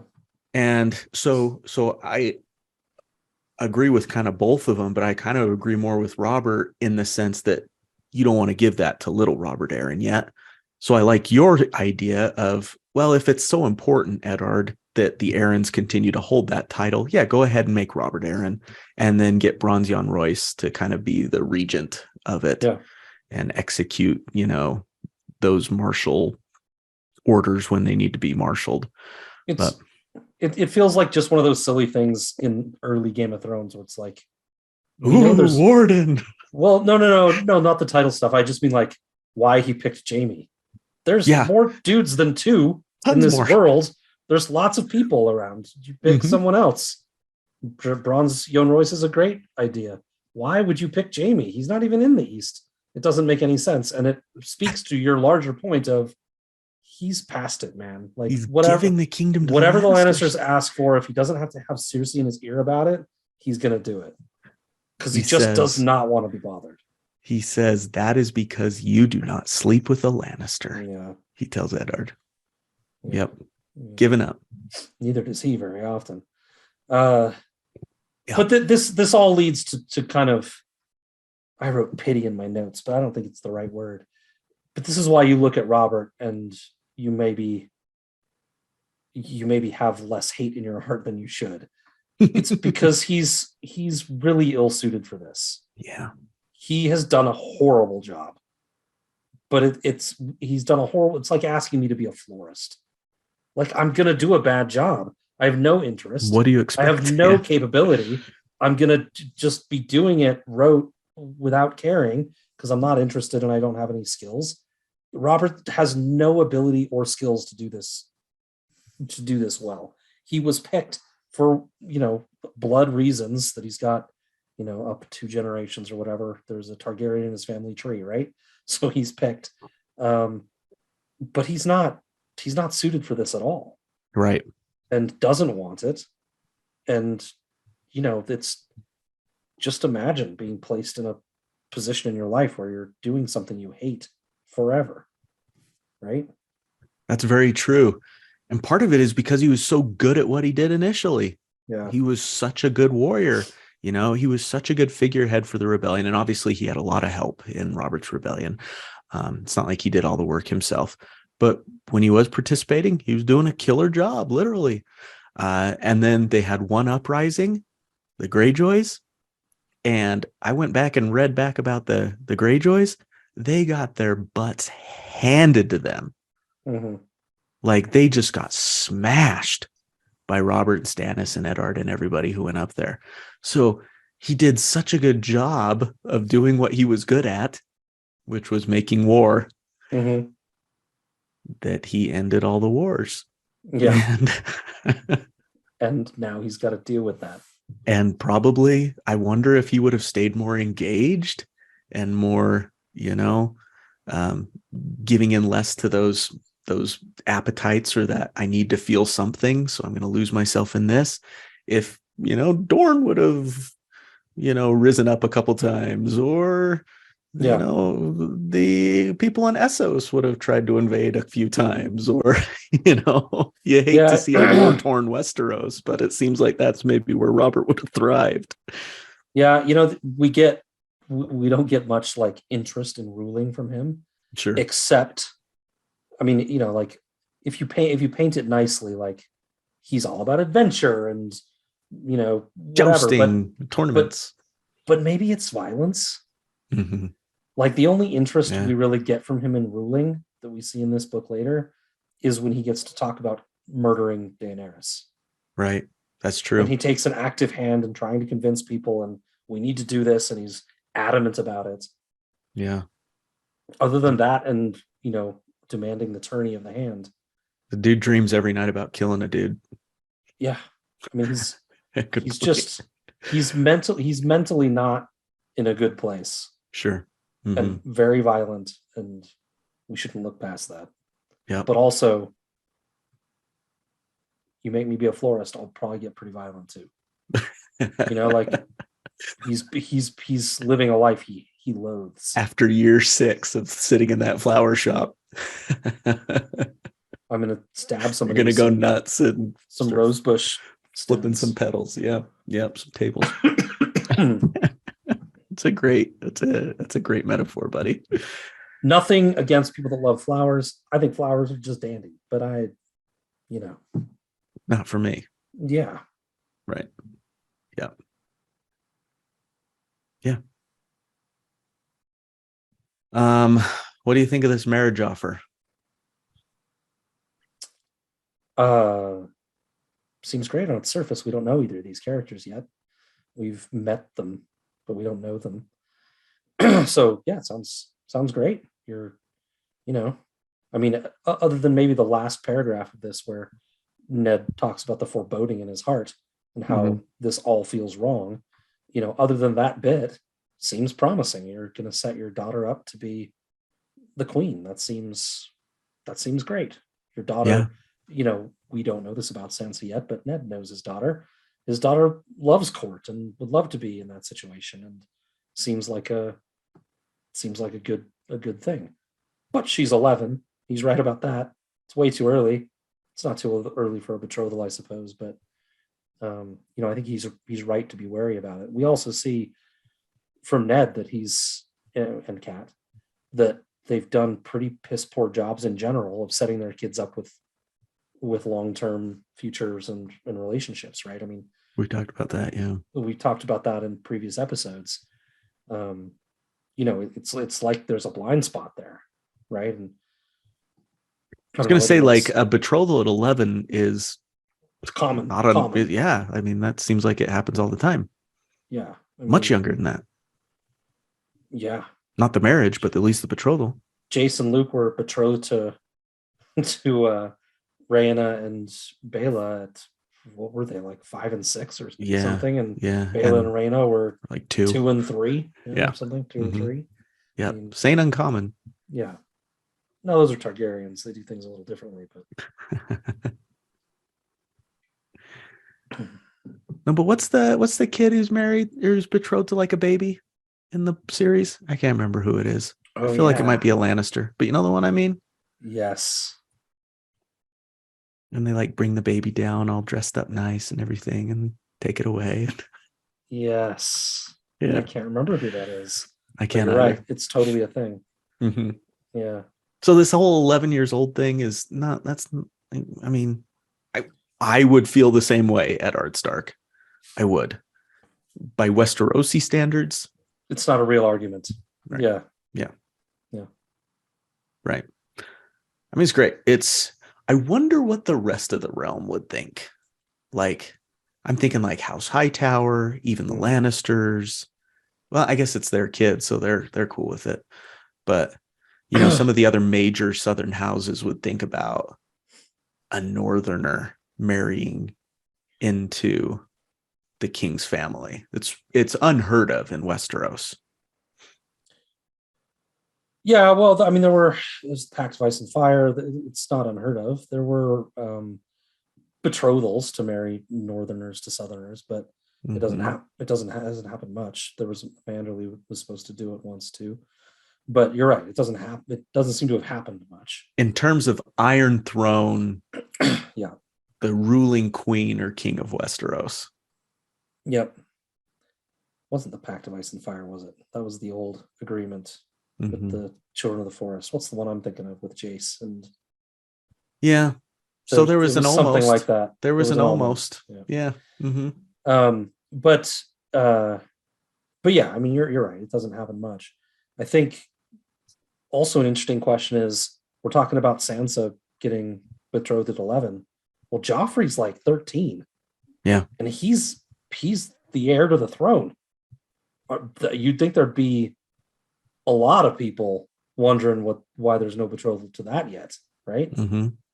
Good point. Clamoring everywhere. Mm-hmm. I wonder if that's a result of just the general peacetime nature of the kingdom right now. That's a good point. Maybe you're not quite so worried about people dying young. Yeah. Yeah, that's possible. Yeah, maybe. But you're right. Still, 13. Still seems like Cersei would be. It wouldn't be Robert, but Cersei would be shopping for least. Shopping him actively for the best deal. She's tremendously suffocating of her kids, and would probably hold whoever that betrothal became to a super high, maybe almost impossible standard. The way that she thinks about Joffrey, as we find out in her later POVs, it's like, oh, come on, lady. Like, you're not seeing what a monster this kid is. So she would have been vetting pretty seriously before she let it happen. But you think that she'd be shopping. Yeah, she'd have been shopping well before he was 13. Mm-hmm. I guess is the main. I agree with that. Point. I agree with that for sure. So it's, I guess, from that perspective, your original question, it's a little surprising that arrangement is even still available. Yeah, I wonder if she was okay with it. Yeah, you'd think Cersei would hate this idea. I would wonder think if he even so. asked. Did he even ask? Right. I don't know. It doesn't seem like Robert to not. What if he have hadn't even this. brought it up to her? What if like the first time he ever said it out loud was there in the crypts? It doesn't sound like Robert, because he'd be so worried about the backlash. You don't sleep with a Lannister thing. Yeah, that's what I mean. But also, if he wanted it to happen, he could never bring it up to them. Sure. You would just have to like sign the paper and show it. Like, I already signed this. Yeah. Yeah. It's already done. It's done. Uh-huh. Yeah. It's spineless. Yeah.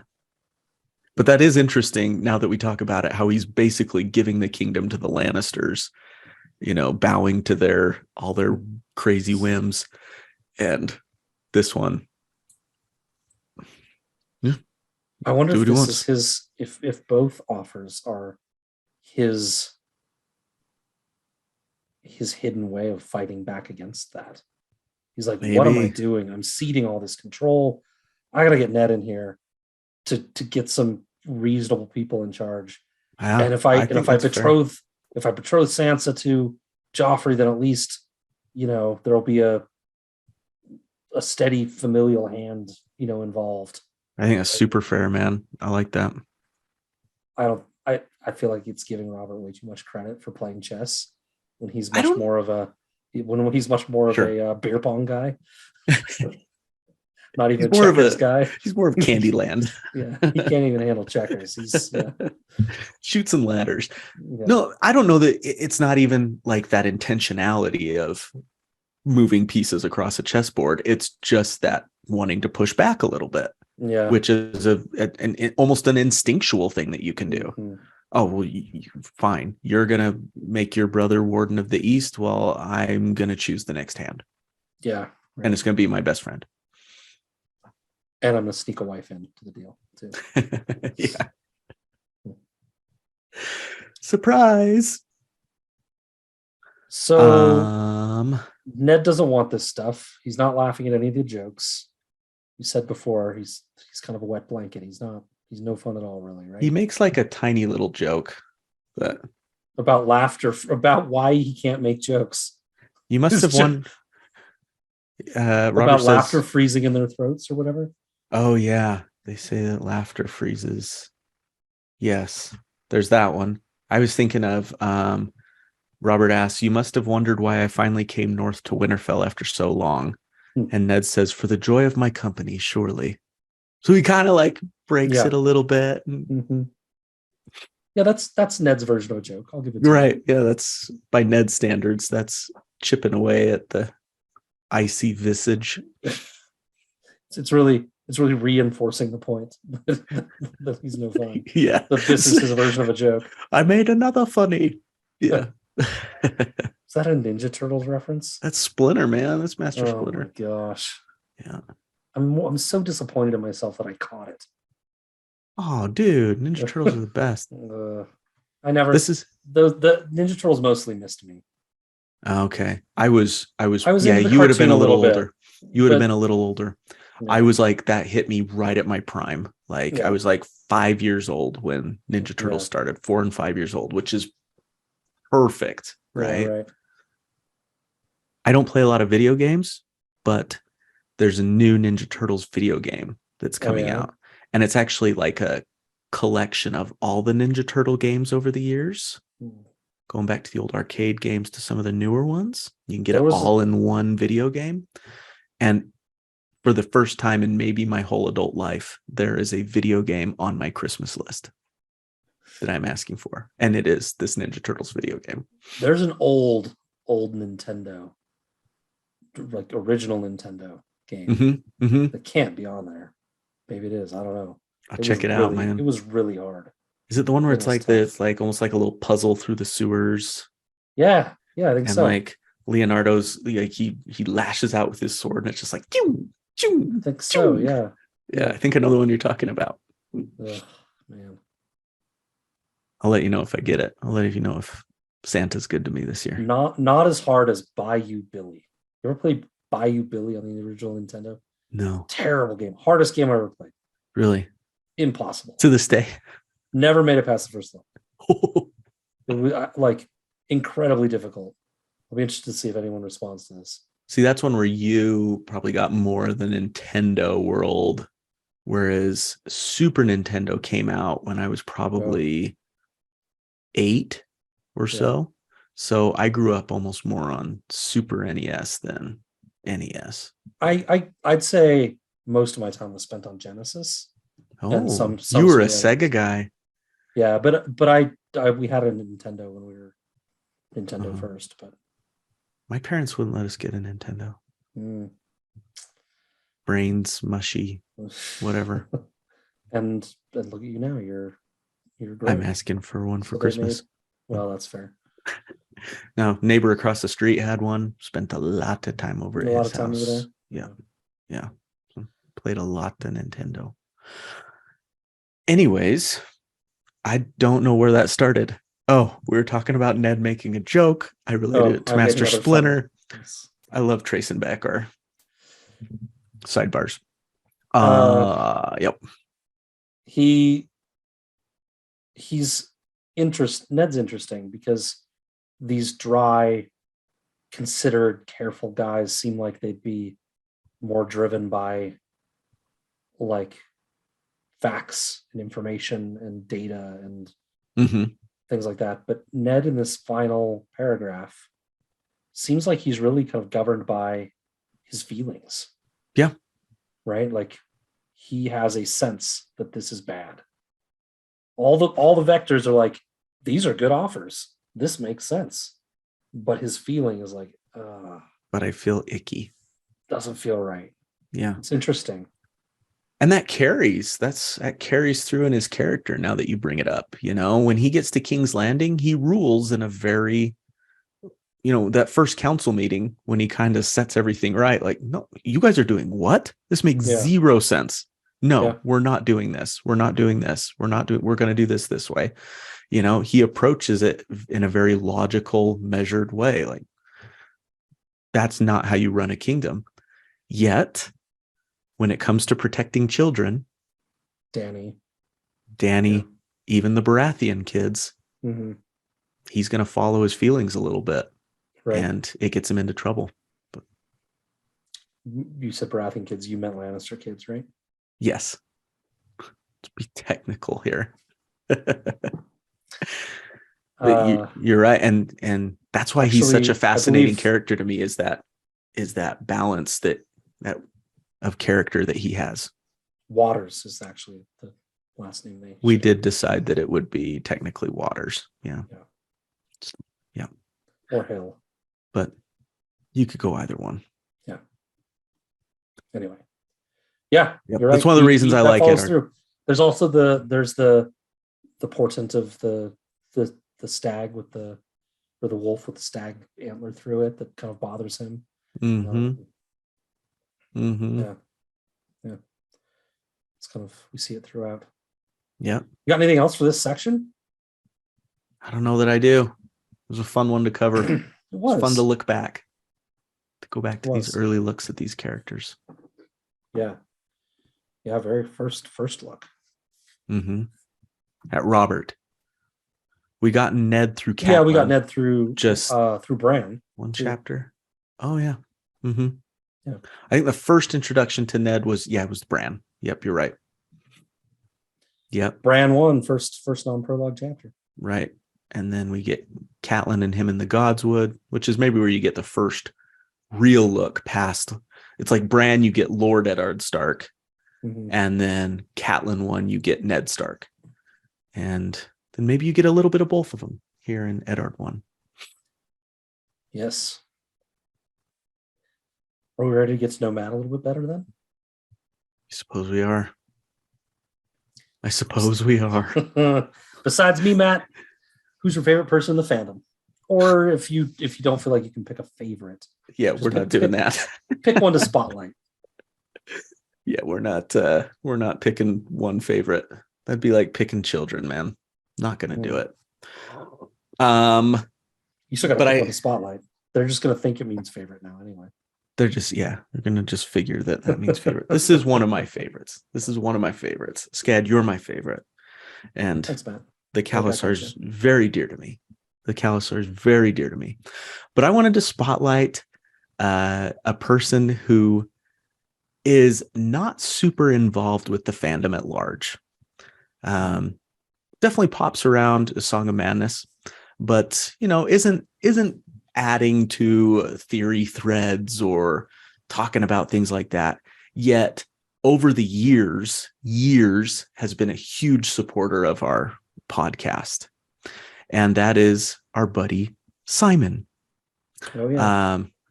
He's at the Don Simon on Twitter. I won't say his last name just because I didn't ask his permission to do it, but it's right there in his Twitter bio, so I bet he's okay with it. But Simon has been a huge supporter of our podcast for a long time. In fact, he's one of the only ones I know of. There's a few more, Chase and others, that has listened through all of our episodes, Scad, multiple times. Yeah, more than once for sure.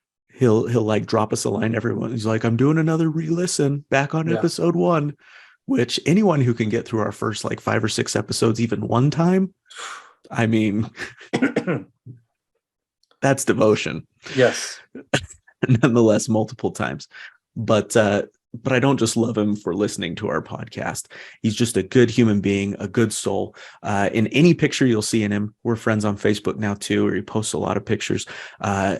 It's always board shorts and tank tops all the time. And he's got kind of that sun-bleached hair, constantly tan. The man has a master's in international destination management. Didn't even know that was a thing. Right? Travel agency type. Yeah. Sounds like he's living his best life. And he's constantly travels a lot. Yeah. Travels tons. Yeah. Constantly. And so there's just a joy of life that he possesses that is really inspiring to me. And I appreciate his friendship. He sent me a really nice note the other day when I talked about taking my daughter, Leia, to her first Dave Matthews Band concert. And, she was the same age. She's the same age I was when I first saw Dave Matthews. I was 13 when I saw Dave. And so it was a really special moment for me. And he sent me a really nice note talking about, how music has brought him and his son together, and how he used to sing Oasis songs as lullabies to his son. And now they saw Liam Gallagher, who's the lead singer of Oasis recently, together, and how cool that was for them. So cool. Anyway, Simon, I just want you to know you're seen, buddy. We love you. And he's a great guy. Yeah. Been around for a long time. Mm-hmm. I think maybe this will extend the love back to the fandom at large if I know your answer, but I'd like to hear you give it. What keeps you coming back to A Song of Ice and Fire? I don't know, dude. Just that I want to keep podcasting with you. That's legitimately a reason. Like, if that's what it takes, then we'll do it. Yeah. I do love the story. George is such an enchanting writer. When I'm not reading A Song of Ice and Fire, which, to tell you the truth, is I'm not reading it very often these days. I'm often reading Star Wars books, and you've dabbled into Star Wars a little bit. Mm-hmm. You know that I don't want to say quality. The authors of these books, though, some are easier to connect with than others. Very. Is that a political way of putting it? Yeah. It's especially some of the earlier ones. I kid you not. I was reading a Star Wars book. I won't say which one it was, because the author is actually very prolific and established some very big parts of Star Wars lore. But I read the line. This was the line that I read in the Star Wars book, Scad. I agree. He agreed. Like, I agree in quotes, comma, he agreed. And I was just like, how does that even get through? What? That one's so bad, you almost wonder if he wrote it as a joke to see was if it the editor would flag it. You know what I mean? Right. Like, and then it didn't get flagged, so he's like, fuck it, I'll keep it. And also this writer, again, great writer.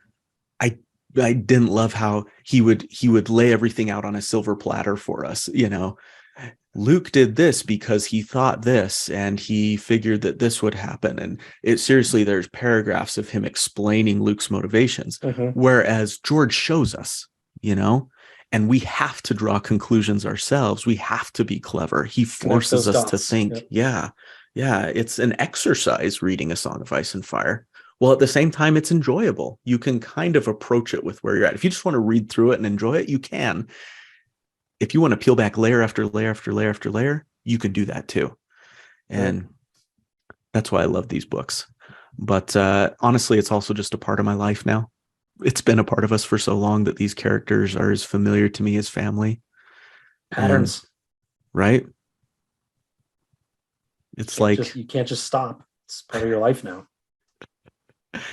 And it's a comfort. Yeah. Even if my zeal for the story has tempered a little bit over the years, there's a comfort that I crave. You and I have talked about being creatures of habit, and these people are like cousins that I see every once in a while at a family reunion. I love them. Yeah. Right. Yeah. Euron Greyjoy is my cousin. Not the one you'd wish for. How does the dagger prophecy revealed in House of the Dragon affect your enjoyment of A Song of Ice and Fire? I don't know that it does really. Yeah. One thing that I have a gift for is my ability to segment. You and I have talked about this. Yeah, I don't know. I'm very good at being able to go, that just happens in this show. Yeah. And that's it. That's what the show says. I'm the same way with Star Wars. Well, that's what happened in Star Wars canon. That's what happened in Star Wars Expanded Universe. I don't care. Like, those both can exist in parallel universes for me. Having said that, the dagger prophecy does make you read something like Promise Me, Ned a little differently, in the sense, maybe not differently, but it adds more depth to it potentially. Yeah. If that is indeed the direction that George R. R. Martin is going. And if anything, it casts doubt in your mind of like, did Ryan Condal just make that all up? Or did George R. R. Martin tell him something? Right. And if so, that adds more depth to that Promise Me, Ned experience, in the sense of Jon Snow having that major purpose of Rhaegar figured out what the dagger prophecy was and came to believe it was his son. And that's why he had to have that other son. And Jon's purpose, which you and I have already theorized about, and other fans have as well. The Team Jon theory goes into that. And this maybe puts some more structure around it. And the Aegon knows stuff as well. Cool. What about you? I'm interested in your thoughts on that. I know it's my episode, but yeah, I hate the dagger in general. I don't like stupid dagger. It seems stupid to me. But I mean, I think I talked about this in one of the episodes already, so I won't go into it too deep. But like, what's written on that dagger doesn't tell anyone. If the prophecy happened to have not been passed on verbally and explained, the dagger does nothing to pass that prophecy on. Sure. It's not specific enough to tell anyone who happens to try to light the sword on fire that anything about what they need to do. It doesn't help at all. So I think the dagger's stupid. The prophecy, though, is really fun to think about, right? We don't have Fire and Blood 2 yet, but it feels like maybe that prophecy gets lost somewhere along the line. And that Darren, the drunken, in combination with maybe several other people, kind of rediscover it, and then also maybe haven't really figured it all out, and that's kind of where Rhaegar comes in, right? And now it's lost again, right? Because Dany doesn't know it. I mean, I didn't watch the show, so I don't know what she knows or doesn't know, or any of that, if it showed up there, but it's lost again, right? And so what does it really mean, and why does it have to be a Targaryen in charge on the throne instead of just anyone unifying the kingdom? Right. And then it started making me think about some of the Hightowers and the Starks and others that do they have their own versions of these prophecies, right? That Mm, also imply their importance, and that they're marching to their drum for those same reasons. Winter is coming. There must always be a Stark in Winterfell. Maybe these things mean something, right? And they have long-lasting prophecy type implications. Yeah, or like tendrils of these prophecies have reached right. across the land. Yeah. So it's fun. I like what the prophecy does. I hate the word here, but I like the prophecy in general. And thinking about what it means and how that thread twisted and turned over the years. Right. Yeah. Where it will land in the books going forward. Yeah, if it will all be able to come back together and coalesce. Right. Yeah. Or whether it just kind of gets tossed aside. It'll be interesting to see what George does with it. A kind of similar question. Well, not similar question, but thinking about the future of these books and where they're headed, assuming we get them both. What has you most excited? Or is it not the books at all? It is the books, but it's the fandom in regards to the books. You know, we got a taste of it with House of the Dragon, with this uptick in just excitement and a clamor, right? It was a clamor. Sunday nights were crazy on Twitter for those 10 weeks, right?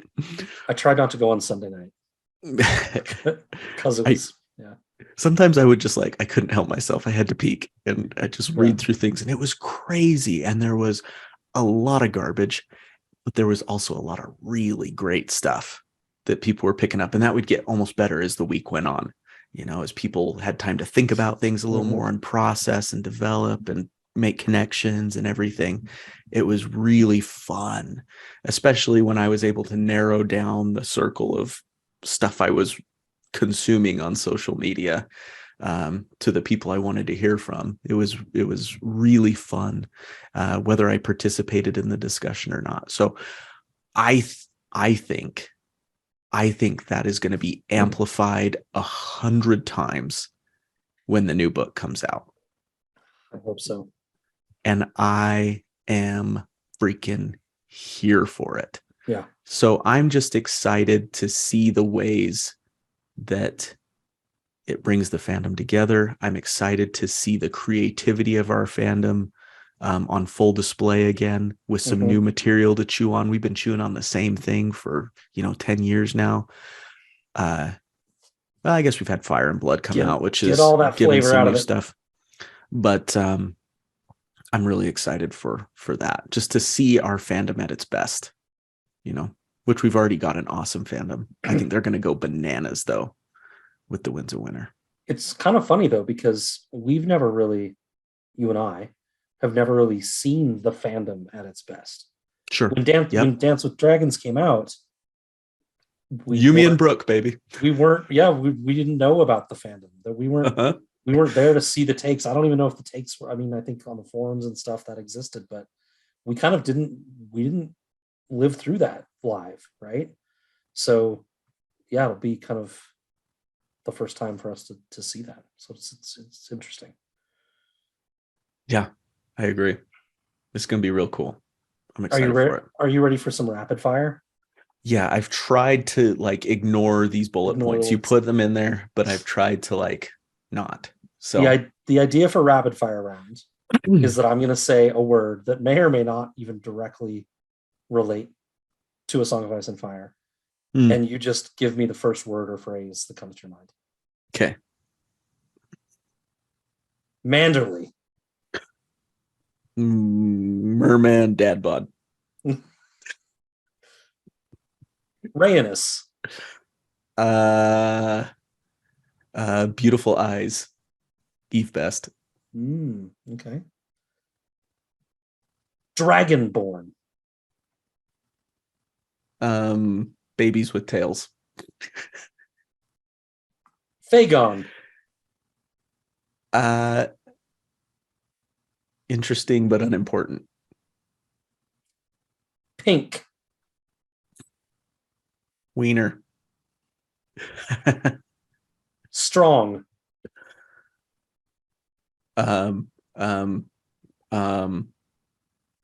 Dashing. I'm just thinking of what's his name? Harwin. Okay. And how handsome he was in House of the Dragon. Yep. Armor. Don't get too close to a fire in it. I'm thinking of Rickard Stark. Isn't that weird? Very topical now, yeah. For that chapter. Dragon. Volatile. This one's weird. Shark. Stuff of nightmares. My worst fear, besides clowns. I didn't know that. We haven't talked about sharks. I don't know. I don't feel like I knew that. I will barely even wade knee deep into an ocean because I'm scared of sharks. Interesting. Yeah. Brazil was an exercise in overcoming fears. Wow. Yeah. I don't think I knew that. I thought maybe you knew that, and that's why you put that there. Did you just do it for fun?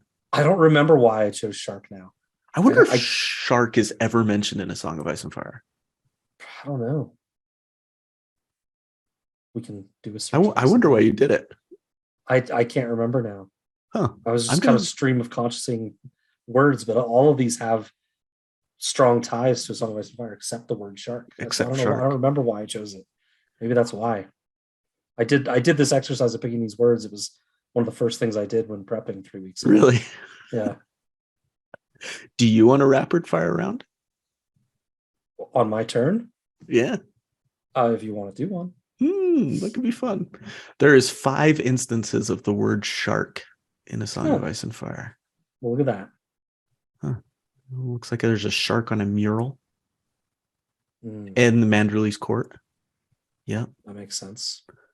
Oh, yeah. The Ironborn have a ship named Shark. Victarion. Oh, yeah. Of his 90 ships or whatever it is that he starts out with. Yeah, we didn't remember all the names. Jeez, us. Shocking. The seas south of Dorne are rife and infested with sharks and kraken. Okay. Yeah. There's stuff there. Rife with kraken. Interesting. That's in the world of Ice and Fire. Bringing us back to something serious. Oh boy. This is like the serious interview moment. Yeah, you asked me about this if we wanted to actually go there. Yeah, I didn't know if it would be too personal or something you didn't want to go into. Mm-hmm. Can you talk about the dichotomy of this recording, podcasting identity with that of your personal life and faith? It's been over 8 years since we started doing this. Have there ever been times you felt it's too much of a strain on, that other part of you? Felt it didn't kind of jive with the rest of your life? Mm-hmm. It's a really good question and a fair question, and I appreciate you asking it. Mm-hmm. And I thought a lot about this answer. Like I told you, I live going to different silos. I've got a lot of different tribes, and I count that as a blessing. I really do. Groups of people who I'm very close to, but are contained to that group in my life. There's very little crossover of one group to the other. I've got my family. I've got my extended family. I've got my wife's extended family. I've got my the guys who have been my best friends since I was kids, our families, their wives, their kids. We're always together, or often together. I've got my hockey team family, the guys I've played hockey with for 7 or 8 years now. And we continue to play together. There's also the hockey family that's come from my kid playing hockey and getting to know all those parents and traveling together with those parents and becoming very close with them. Who else? There's my church family, the people in my congregation. There's the Khalasar, which is a huge one. It goes on and on. And I feel very fortunate to have all of those. But I recognized some time ago that there was very little crossover amongst those silos. I've tried to break it down a little bit, I've tried to break down those silos a little bit in terms of, before I was very private about the people that I interacted with on the podcast or on Twitter, maybe not Facebook friends. Yeah, I don't know if I'm ready for them to see that part of my life. Now it's like, yeah, let's be Facebook friends. It's awesome. So breaking those down a little bit, but it still is something that I recognize in myself that I do, that I reserve parts of myself for those silos that I'm in. It's almost like, I was going to say different sides of a coin, but for you, Scad, and because there's so many of these, it's like a D&D die. A D20. I threw that one in there for you. Do they call them? Maybe it's a D12. D12? That's so 12-sided? I don't know. You named quite a few silos. I don't know if you got to 20. I don't know that I did either. But there's different, they're D and then the number of sides that they have. Learning about Dungeons and Dragons here. Yeah, this is just a standard die. I don't have any dice here. But in D&D, we call this a D6. Okay. Six sides. Right. Yeah. Seems like all the die I've seen are tremendous. They're very intricate and cool. The core mechanic, as some people call it, is a D20 with 20 sides. Right. So that's me in terms of my interests. So when I'm with my hockey buddies, I love to go deep into the game, right? When I'm with my best friends, we talk about the things that we've talked about for years and a lot of reminiscing. When I'm with the Khalasar, I love talking about A Song of Ice and Fire and some of these other fandoms that we have interests. I'm strengthening that connection that I told you earlier that I crave. But with doing that, it made me think, and your question made me have to examine this too, is, am I presenting like an incomplete version of myself to these people, right? Mm-hmm. If I'm talking about hockey with the hockey family and all this, am I being a little disingenuous? And I decided that no, because those things are all just my interests, right? Mm-hmm. They're not who I am as a person. They influence, there's influence there, but I feel like I'm the same Matt Thacker across the board. Mm-hmm. I feel that, like, sure, I might not tell some of the body jokes that I talk about on the podcast. I wouldn't be telling those jokes in church on Sunday. Uh-huh. But I'd love to think that if someone who listened to our podcast happened to show up at my church building on Sunday and came in without knowing who I was and heard me speak, that they could go, oh, that's Matt Thacker. Mm-hmm. You know what I mean? Like, the body jokes or the more spiritual side of me, that's just part, but they'd still recognize, oh yeah, that's Matt.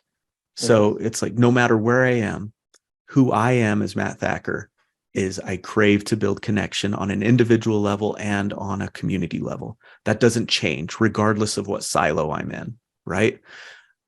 We have a guy on our hockey team who's only played with us for 3 seasons now.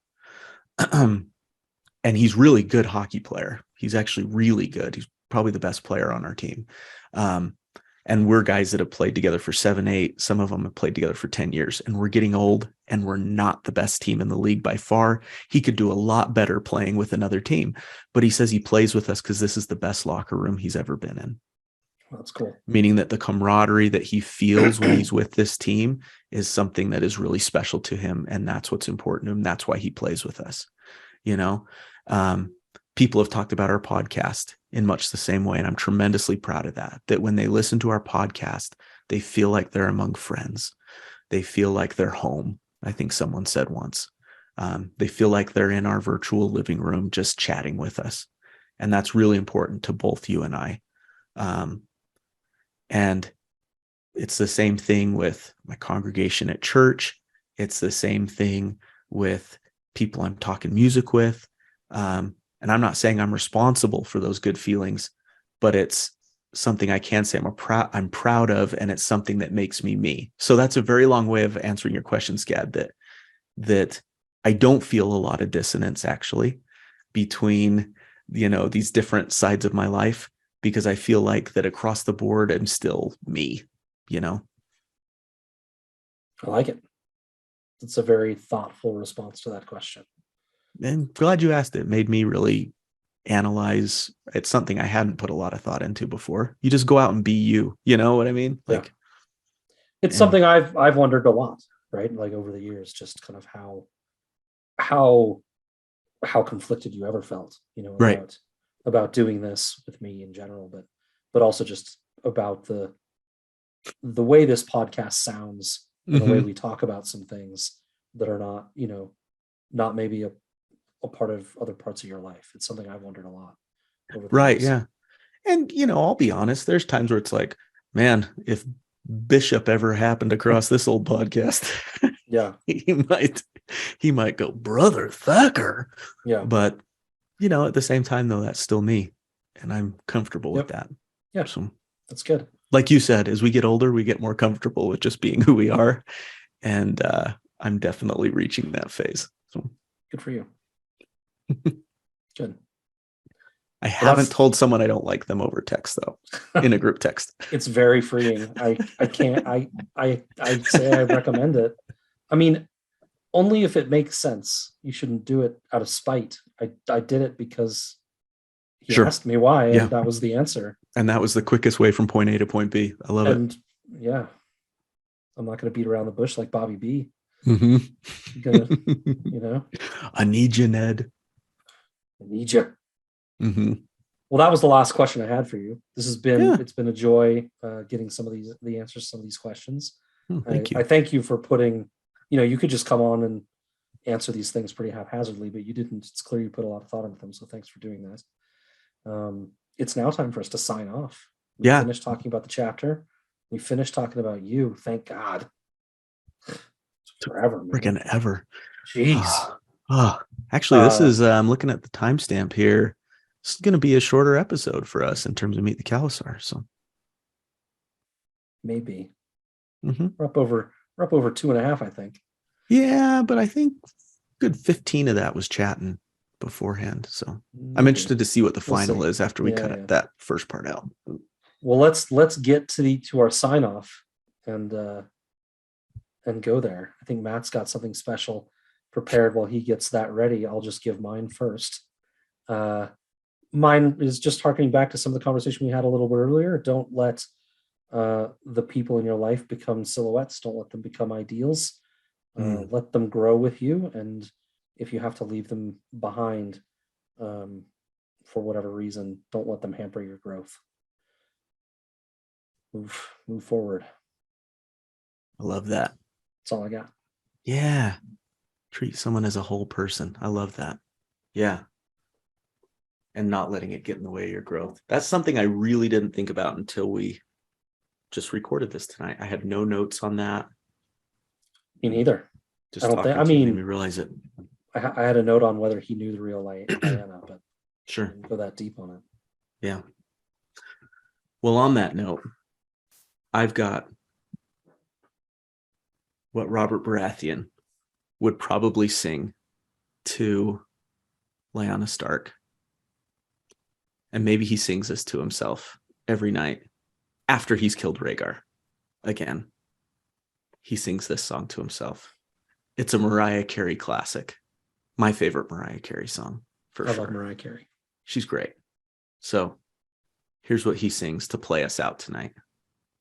I'll do a verse and a chorus. We were as one, babe, for a moment in time, and it seemed everlasting that you would always be mine. Now you wanna be free, yeah, so I'm letting you fly, 'cause you know in your heart, babe, our love will never die, no. You'll always be a part of me. I'm part of you indefinitely. Girl, don't you know you can't escape me? Ooh, darling, 'cause you'll always be my baby. And we'll linger on. Time can't erase a feeling that's strong. No, no, we're never gonna shake me. Ooh, darling, 'cause you'll always be my baby. There you go. Can't get over her. Can't get over her. Love it. Cannot quit her. I realized as I was singing it, though, there's one line that doesn't fit. Now you want to be free, so I'm letting you fly. He's not letting her fly away. Nope. She's flew, staying. She flew anyway. Yep. But in his mind, she's still in that little bird cage. Yeah, that's right. In the corner of his house. Anyways. That's great, Matt. Really well done. All right. Also a great Mariah Carey song. Beautiful. Yep. MTV Unplugged Mariah Carey, one of my favorite albums that I have. Oh, so good. So hot. Yeah. All right. Thank you, Khalasar, for listening. Thank you, Matt, for sharing your life with us today. And look out, Khalasar, for our next episode where we're going to switch roles. Yep. This guy. Spotlight on Scaddy. Who's got thumbs is probably going to cry. This guy. I'm an easy crier, guys. I cry easily. I'm surprised I didn't, actually. I had some things that, Anyways, we're good. We're good. Made it through. Good night, guys. Good night, everybody.